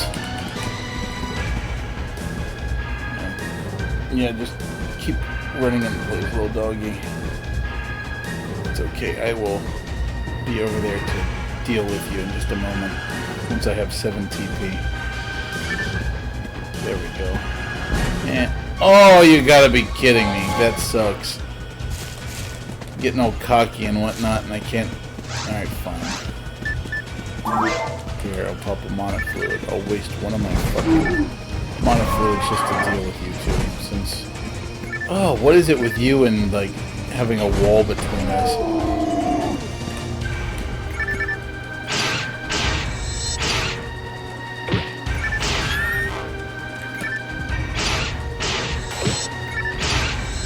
These things are so much cuter in PSO2. Especially the ones that drop the rares. They just look like some dude wearing a mascot suit. Which is actually hypothetically part of one of the quests here, where you have like somebody that's dressed up as a rappy because he's trying to blend into their natural habitat and all that good stuff. So it kind of makes me wonder if that's supposed to represent that researcher.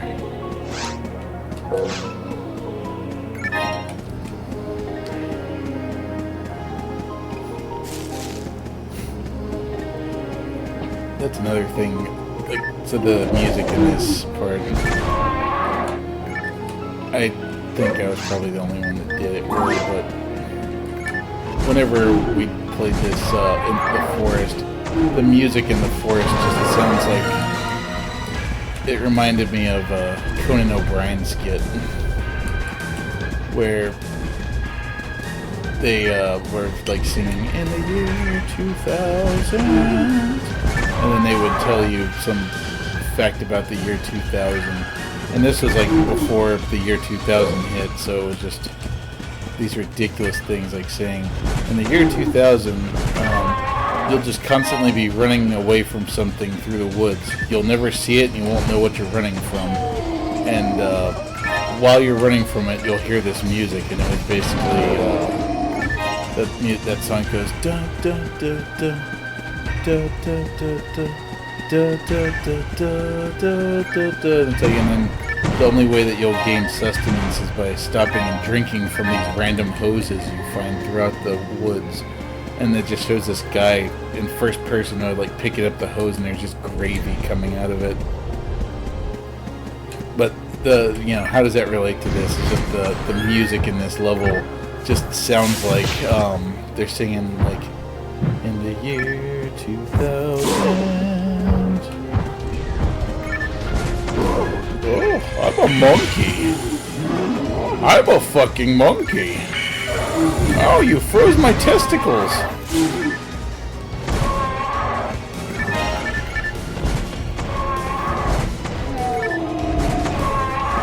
One hit KO, bitches. Oh yeah, and we are now level 12, so that will absolutely come in handy against our worm buddy. There, freeze your asshole shut. You're dead. Oh, I got to deal with you too. Oh my God, that's a Hilda Blue. That's a rare variant. He might actually have something for us if we can kill him. Lord forbid he kills us. That's Gibbarda he's casting. That's actually pretty good. But that's evasion. But still, not a bad drop. I will hang on to that.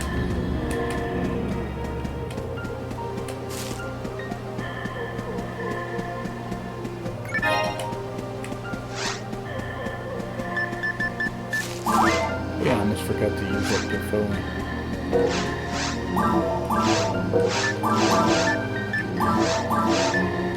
Oh, we certainly have a wide variety of shit to sell. And I was hoping he was at least going to drop like a ad slot or another amplifier, or the shield that you actually use the amplifier on. But no, I should have known better than to.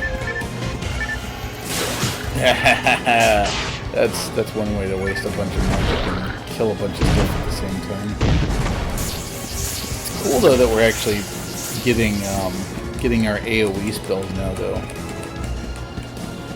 We're getting a lot stronger.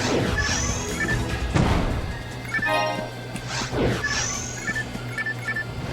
wonder how quickly I could kill the dragon now.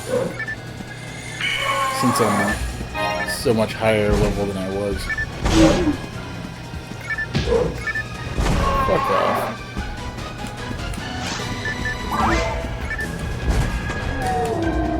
Moo! 377 Seda. Get all this stuff to sell.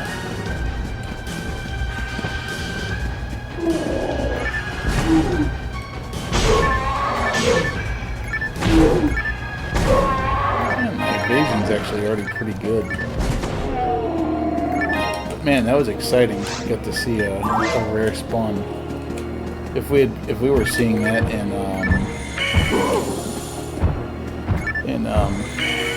oh shit. If we were seeing that in hard or very hard, that would have been even more exciting, but being that it was in normal, I was expecting pretty much nothing.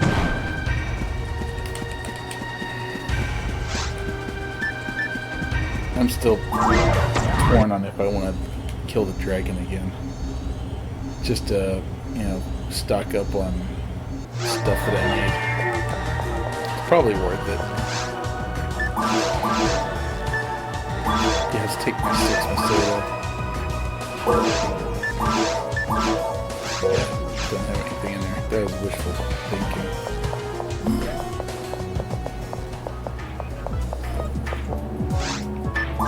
If I were to fight the dragon, I don't know if it would really be worth my time. Especially if I have to burn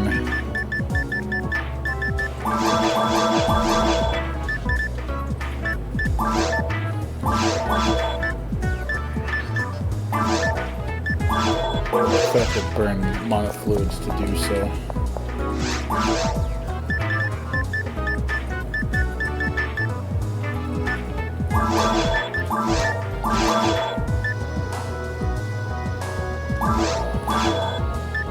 One dye fluid, and I can almost afford a second one. Keeping that, keeping that.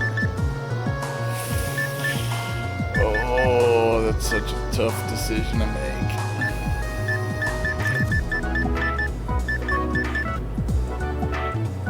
Because evasion is so useful, and it's better than marksman's legs by far. I could sell these mech guns, which I can almost use. Granted, my accuracy is just bullshit, so fuck it. I'm gonna sell them.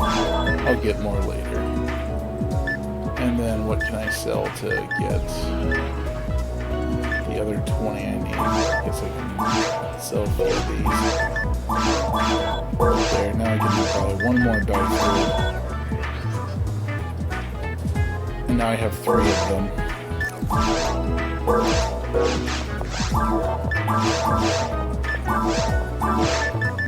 So, equip that shit, because maybe, just maybe, I'll be able to dodge slightly better than I have been. Oh, fuck, I only have 5 Masada. I need to go hit the nurse. No, not hit her, but... There we go. Now we have money to go see the nurse and get healed. Feed this son of a bitch mag.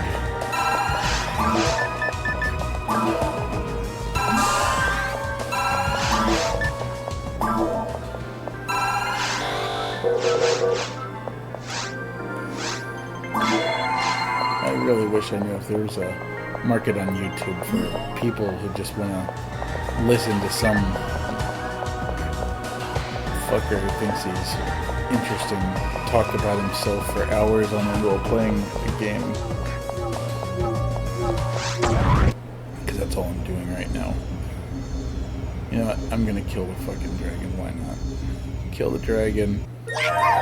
Then we'll do a deal with we'll go deal with Rol Lay. Hopefully. I'll try not to use any magic on this guy.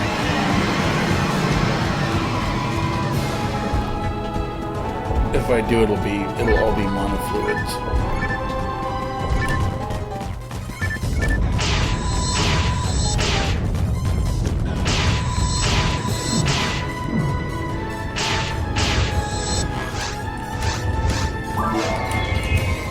Spare the robber and the child, how that saying goes.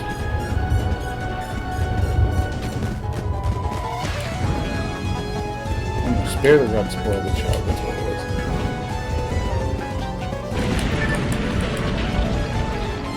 Oh, no, it didn't say anything about dragons. 14 damage, it's not bad for a light attack. Just stop moving. He fell on me.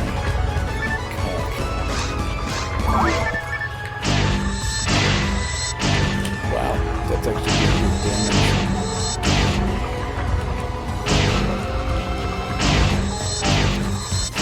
I feel like the timing on this weapon is very strange.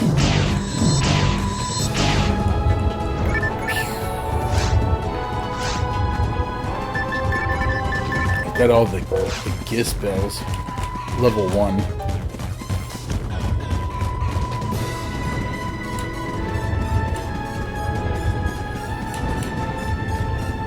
Can't wait to have it going. I think it's just a matter of finding it.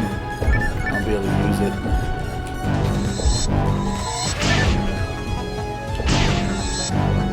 Please stop moving.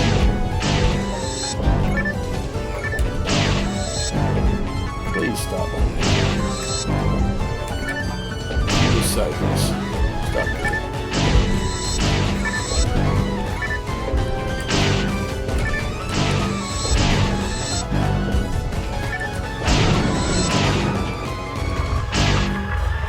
Go smack him in the head.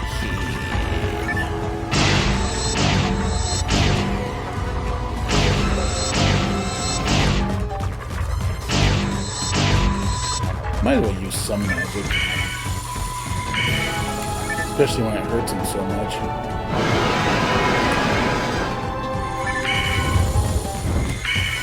Way to fucking whiff.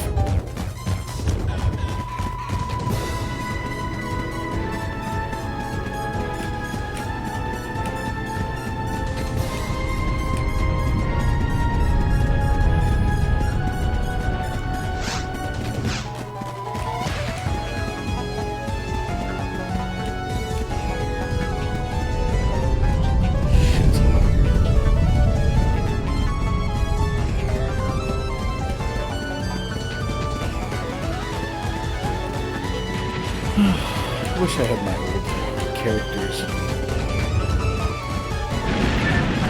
I actually used to have a memory card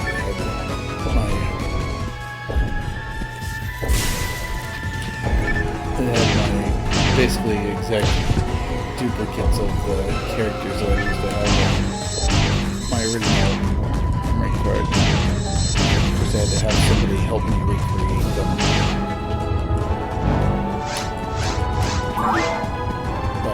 Hacking. It gave me pretty much all of my weapons that I had back then. The only thing I really wanted back was my red mech guns, which I got. Of course, it's not going to do me any good as a force.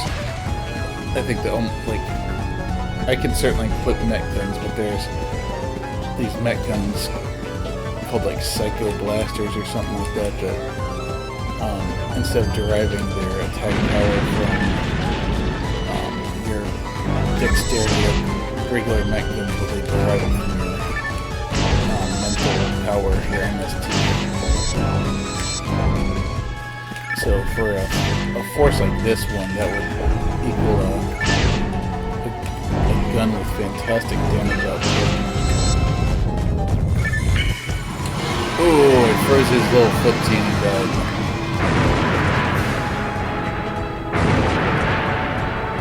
There we go. That's actually a shit ton of experience points.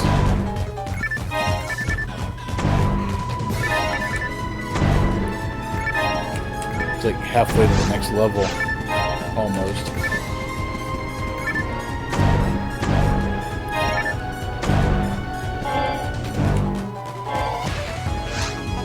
Fuck, I might as well.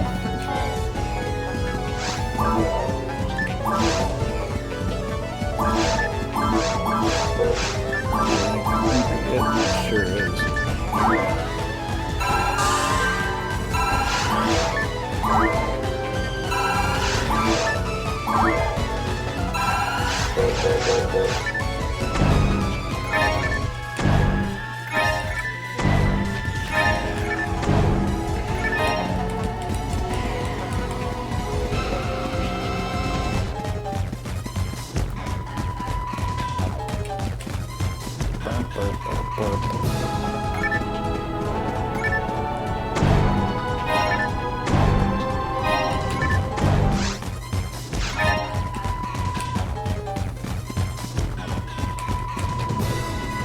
I think we'll have enough to stock up on a couple of dye fluids.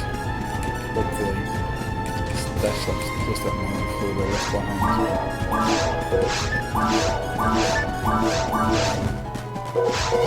That mystery handgun will certainly probably sell for a fair amount.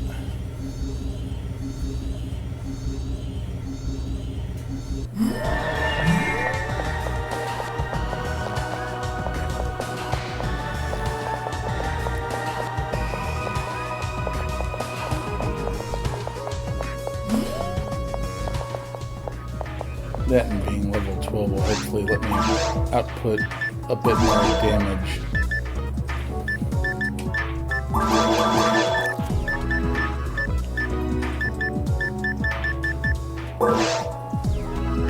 Wow, that didn't really do shit. Granted, by identifying this handgun, it'll probably let me sell it for a decent amount. Of course, it's a shitty non-green one, but it'll still sell for a fair amount. 200.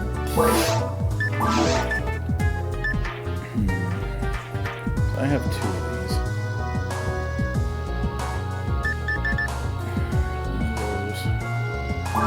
So honestly, I'm more concerned about having enough monomates and fluids. So let's get there. So now I have 5 dye fluids and 10 monofluids. So that should hopefully be enough. Alright, well, time to go back to the cave and walk all the way through Cave 3 back to Rol Lay's rushing rapid water ride. Because I really don't want to have to do the whole caves again just to get to the mines. I would like to have our next video pick up on the mines. And I keep on accidentally triggering that because I'm stupid and I think that going through that tunnel faster will somehow get me to the end faster. Like, yes, my game will load faster because I'm holding up on the C stick. Please don't follow me. Please don't follow me. Oh, thank God.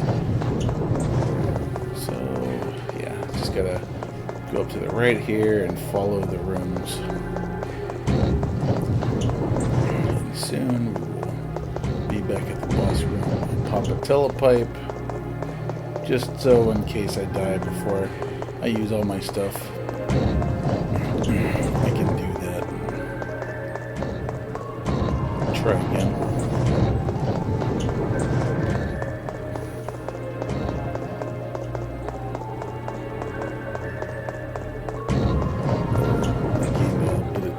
Too, because last time I think I was like 186 or something. So I gained at least a couple more rounds of foe that I can blast him in the face with.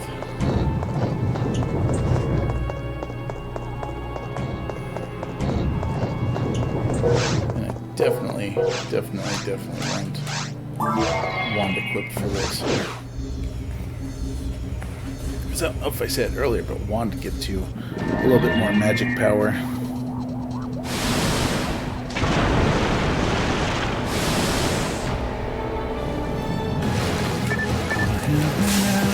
asshole. Asshole. Oh wow. He put them all on that upper side, so they're not even close enough to me to do anything. Oh wow, I actually managed to dodge that for once. Hopefully that's a sign of things to come. Probably not though. Head. You gotta really get a few good hits in on that wall. Alright, your tentacle's gonna do its thing now, probably. Wish I could just rapid fire that shit. And I missed. I'm gonna get hit. No, I'm not. Okay. Good. Now I might get hit. Yep, there we go.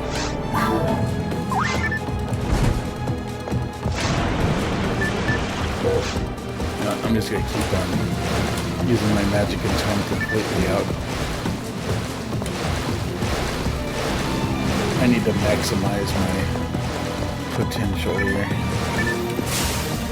There. Now I don't have any left. Ow. Good job dodging. How did I use that many monuments already? Okay, what are you gonna do? Okay, you're doing that. Great.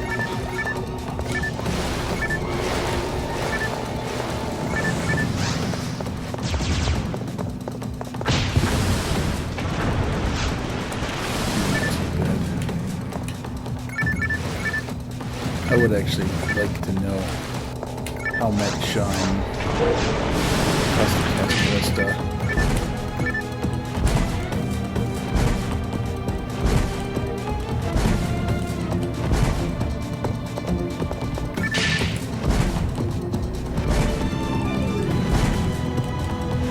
So I want to see if I can...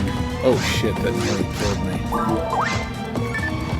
So I'd like to see how long I have to stand around to charge up Resta.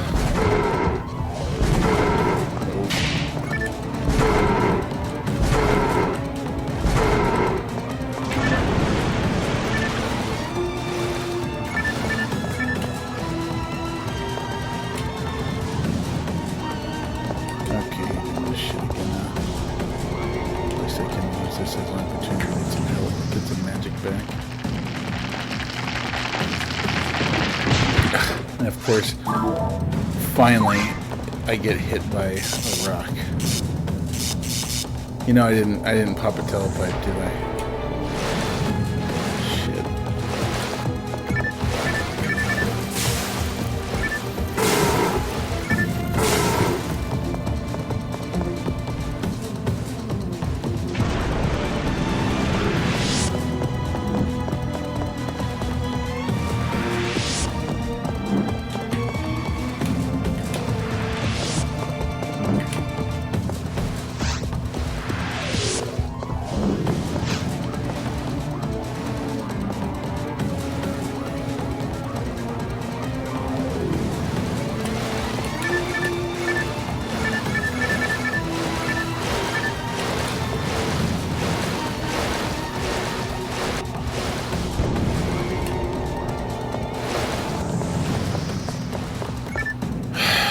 Always this stupid fucking tracking one that I can't do anything about.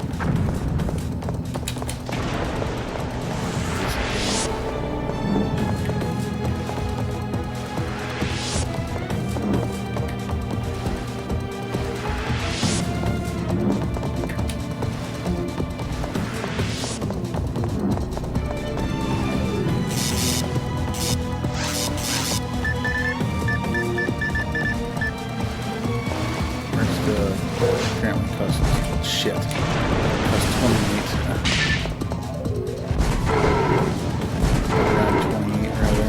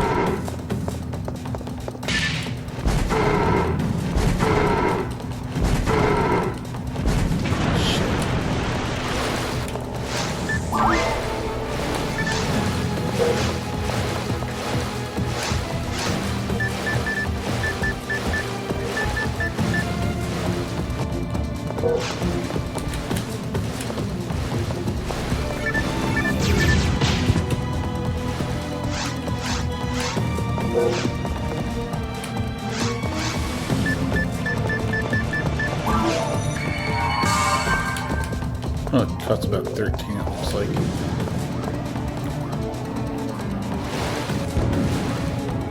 Oh, for fuck's sake. Cut it out with this shit already.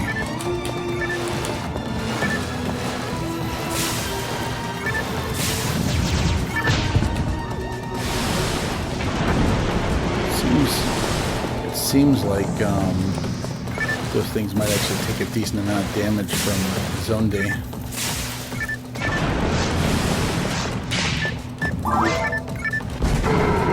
Actually, that does a lot more damage altogether, that is. Especially when I'm that close.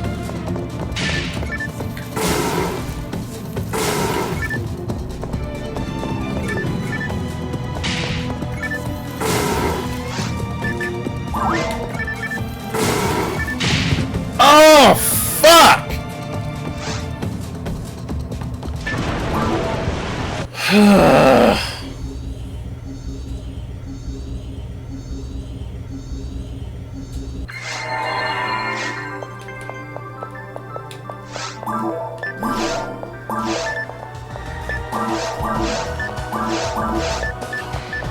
almost just want to delete this video and not even upload it.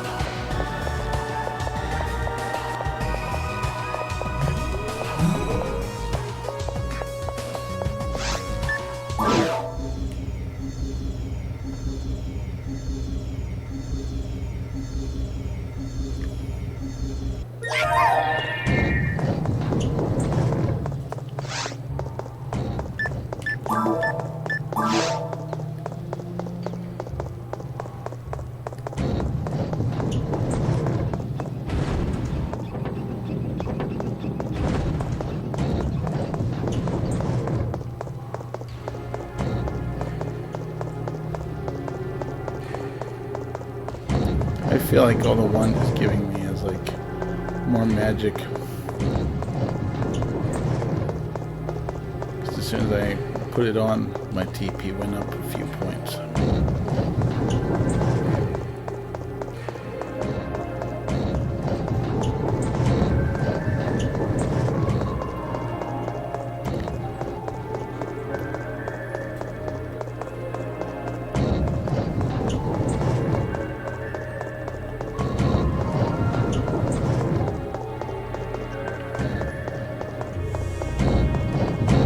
I should just turn this video into a video called Being a Force Sucks, so don't do it.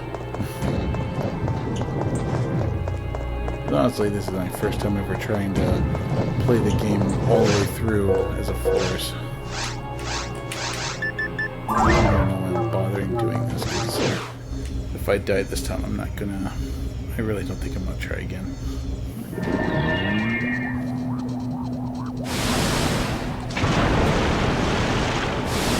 Since he just doesn't seem to die.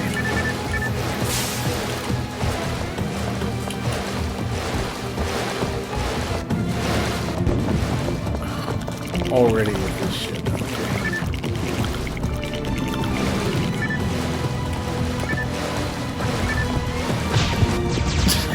I still got hit by it.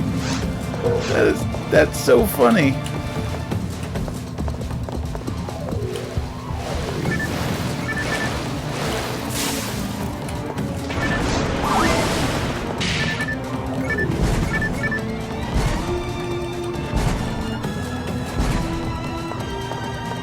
I should probably just only do this.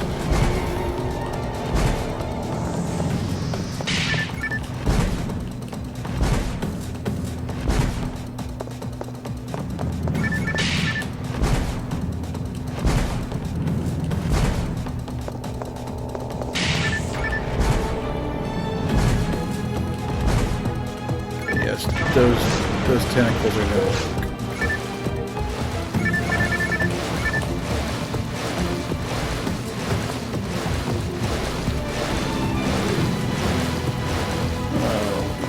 Asshole. Pew, pew, pew. And I got nailed.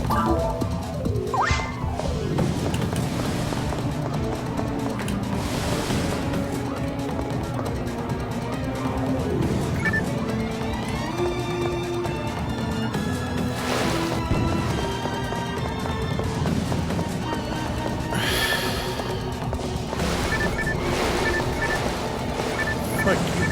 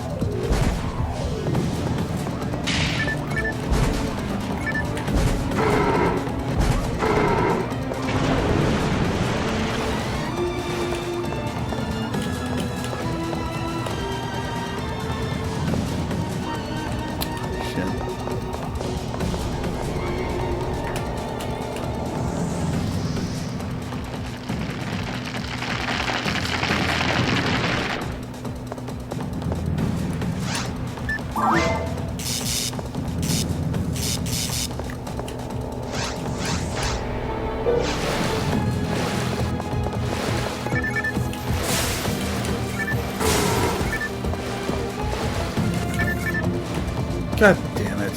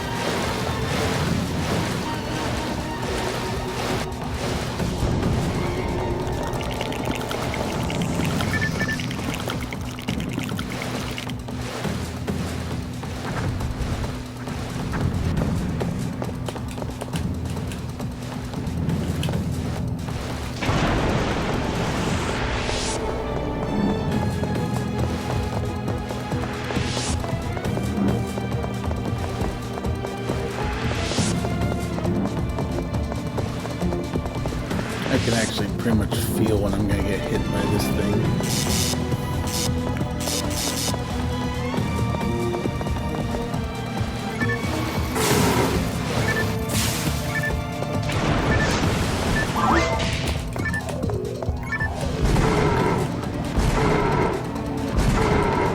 It sucks when your main mode of dealing with things is using this finite resource to deal any reasonable amount of damage to them, since hitting him with my cane or my rod is going to do absolutely diddly dick.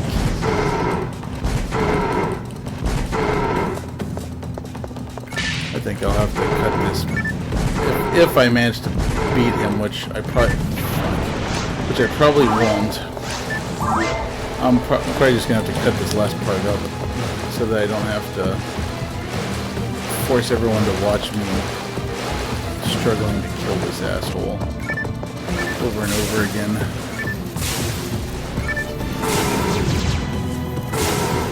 Wow, somehow I actually managed to avoid taking damage that time.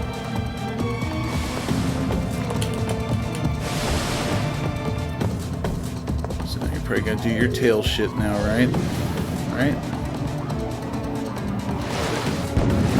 Yep, and it's, as usual, it's this fucking bullshit. So yeah, go waste the little bit of magic you have on trying to handle that. I think not. Okay, now he's probably gonna jump. Yeah, come on, jump up. A few hits on you before your tentacles start to wingle-wangle.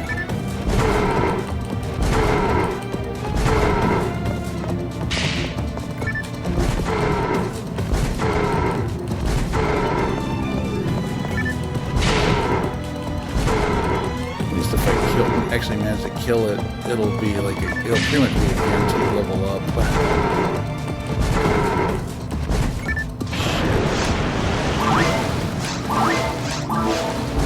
And I fucked that up.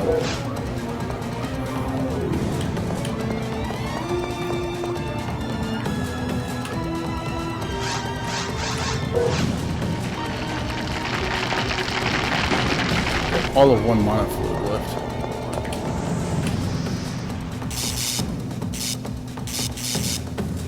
Kind of makes you wonder what they're flushing down the toilet on this planet, or even where this place even came from. Shit, just wasted. God damn it! I just wasted more magic because it somehow didn't hit him, even though I'm looking right at him. So yeah, I love this game, but it comes with its unfair amount of criticism too.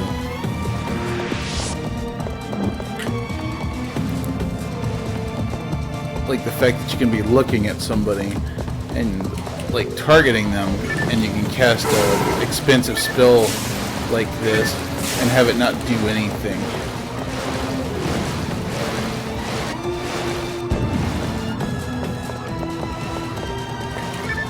Oh my god, really?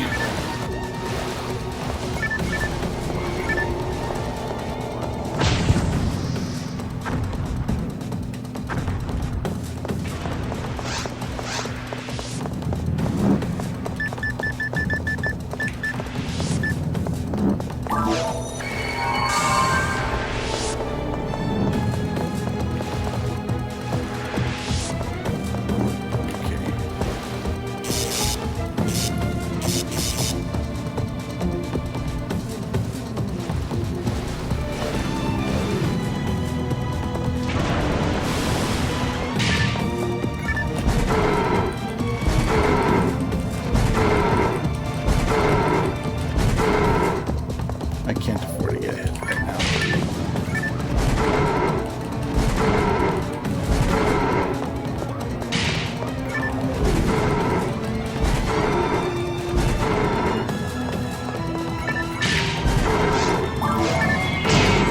Ah, you piece of shit.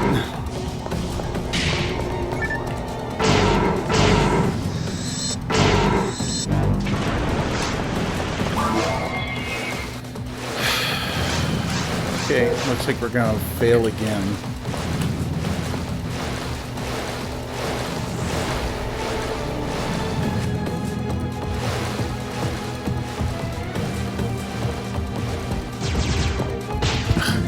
Damn it.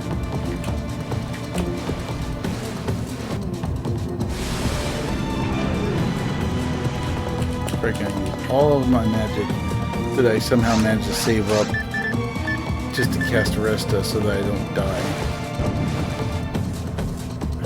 Alright, yeah, I'm fucking dead again. This guy's a cheap piece of shit.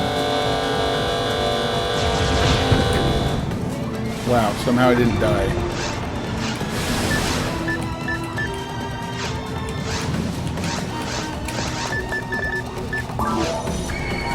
Alright, now I'm back down to 0 health again. And 0 TP. And not able to do any damage to him because I'm hitting him with a fucking stick.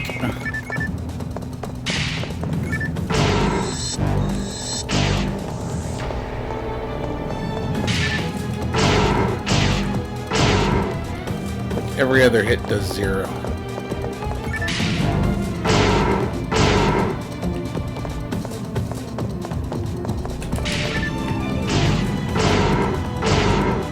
I really feel like he's just hanging on by like an ass hair of life, and I can't do enough to finish him off. Okay, watch, it's gonna nail me.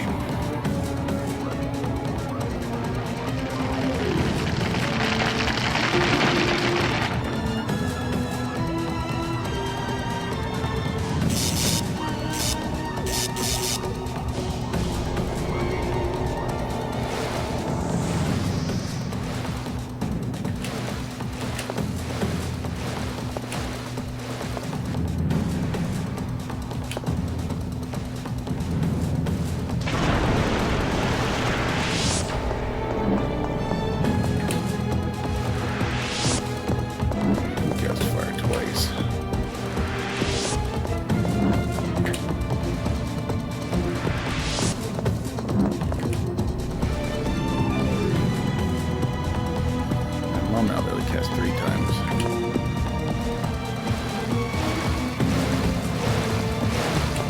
Cast 3 times now. What he's going to do is a little tail dilly bop thing.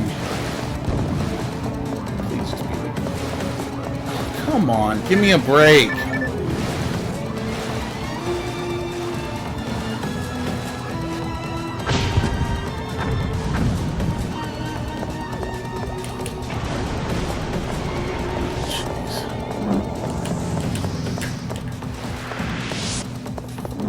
Almost got hit by that one.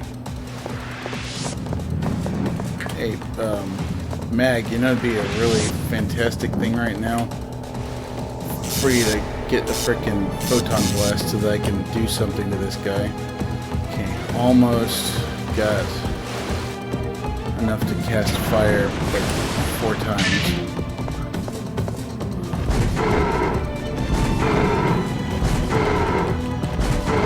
Oh yes! Eat shit, you warm fuck!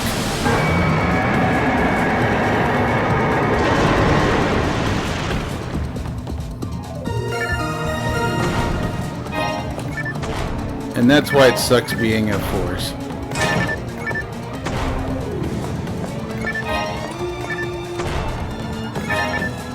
Oh, I got a stick. I can hit him with a stick now, guys. Holy shit.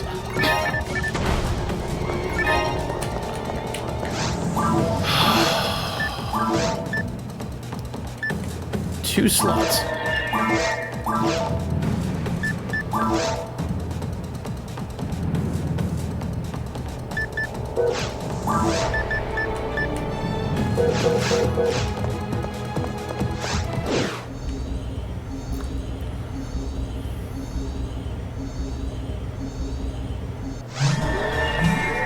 I was right though. He was hanging on by an ass hair of life.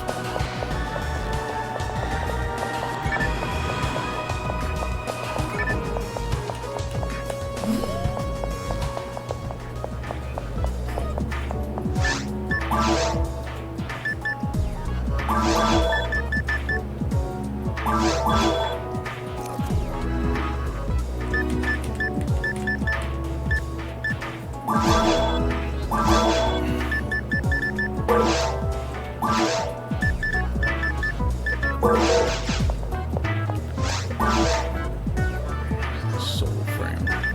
Giga frame.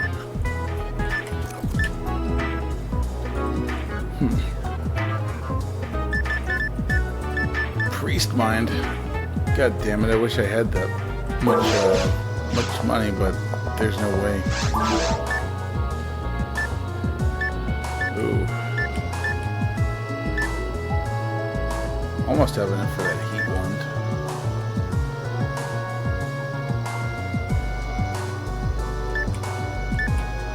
Damn, that's really good. There's gotta be something I can get 200 for. Yeah, fucking stick. Yes, give me that fucking heat wand.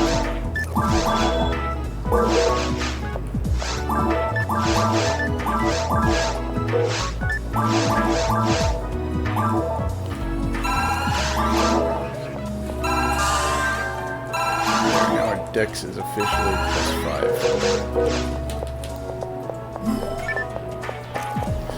Alright, yeah, oh, wait, yes, we need to go talk to the principal first before I do anything.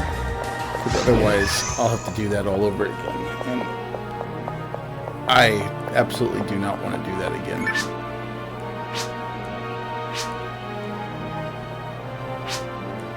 Yeah, it's a shithole.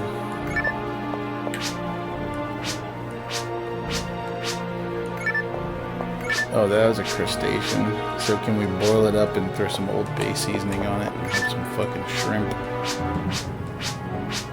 I can't blink. It's a medical condition. Okay. Let's just go make sure that I can go to the mines next.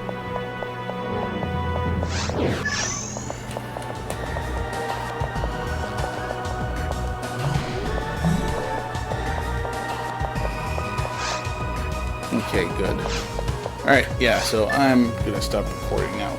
I am probably not gonna put this video up on YouTube in its unedited form, because there's no way anyone's gonna care to watch something that's 2 hours. Oh, I'm sorry, 3 hours long.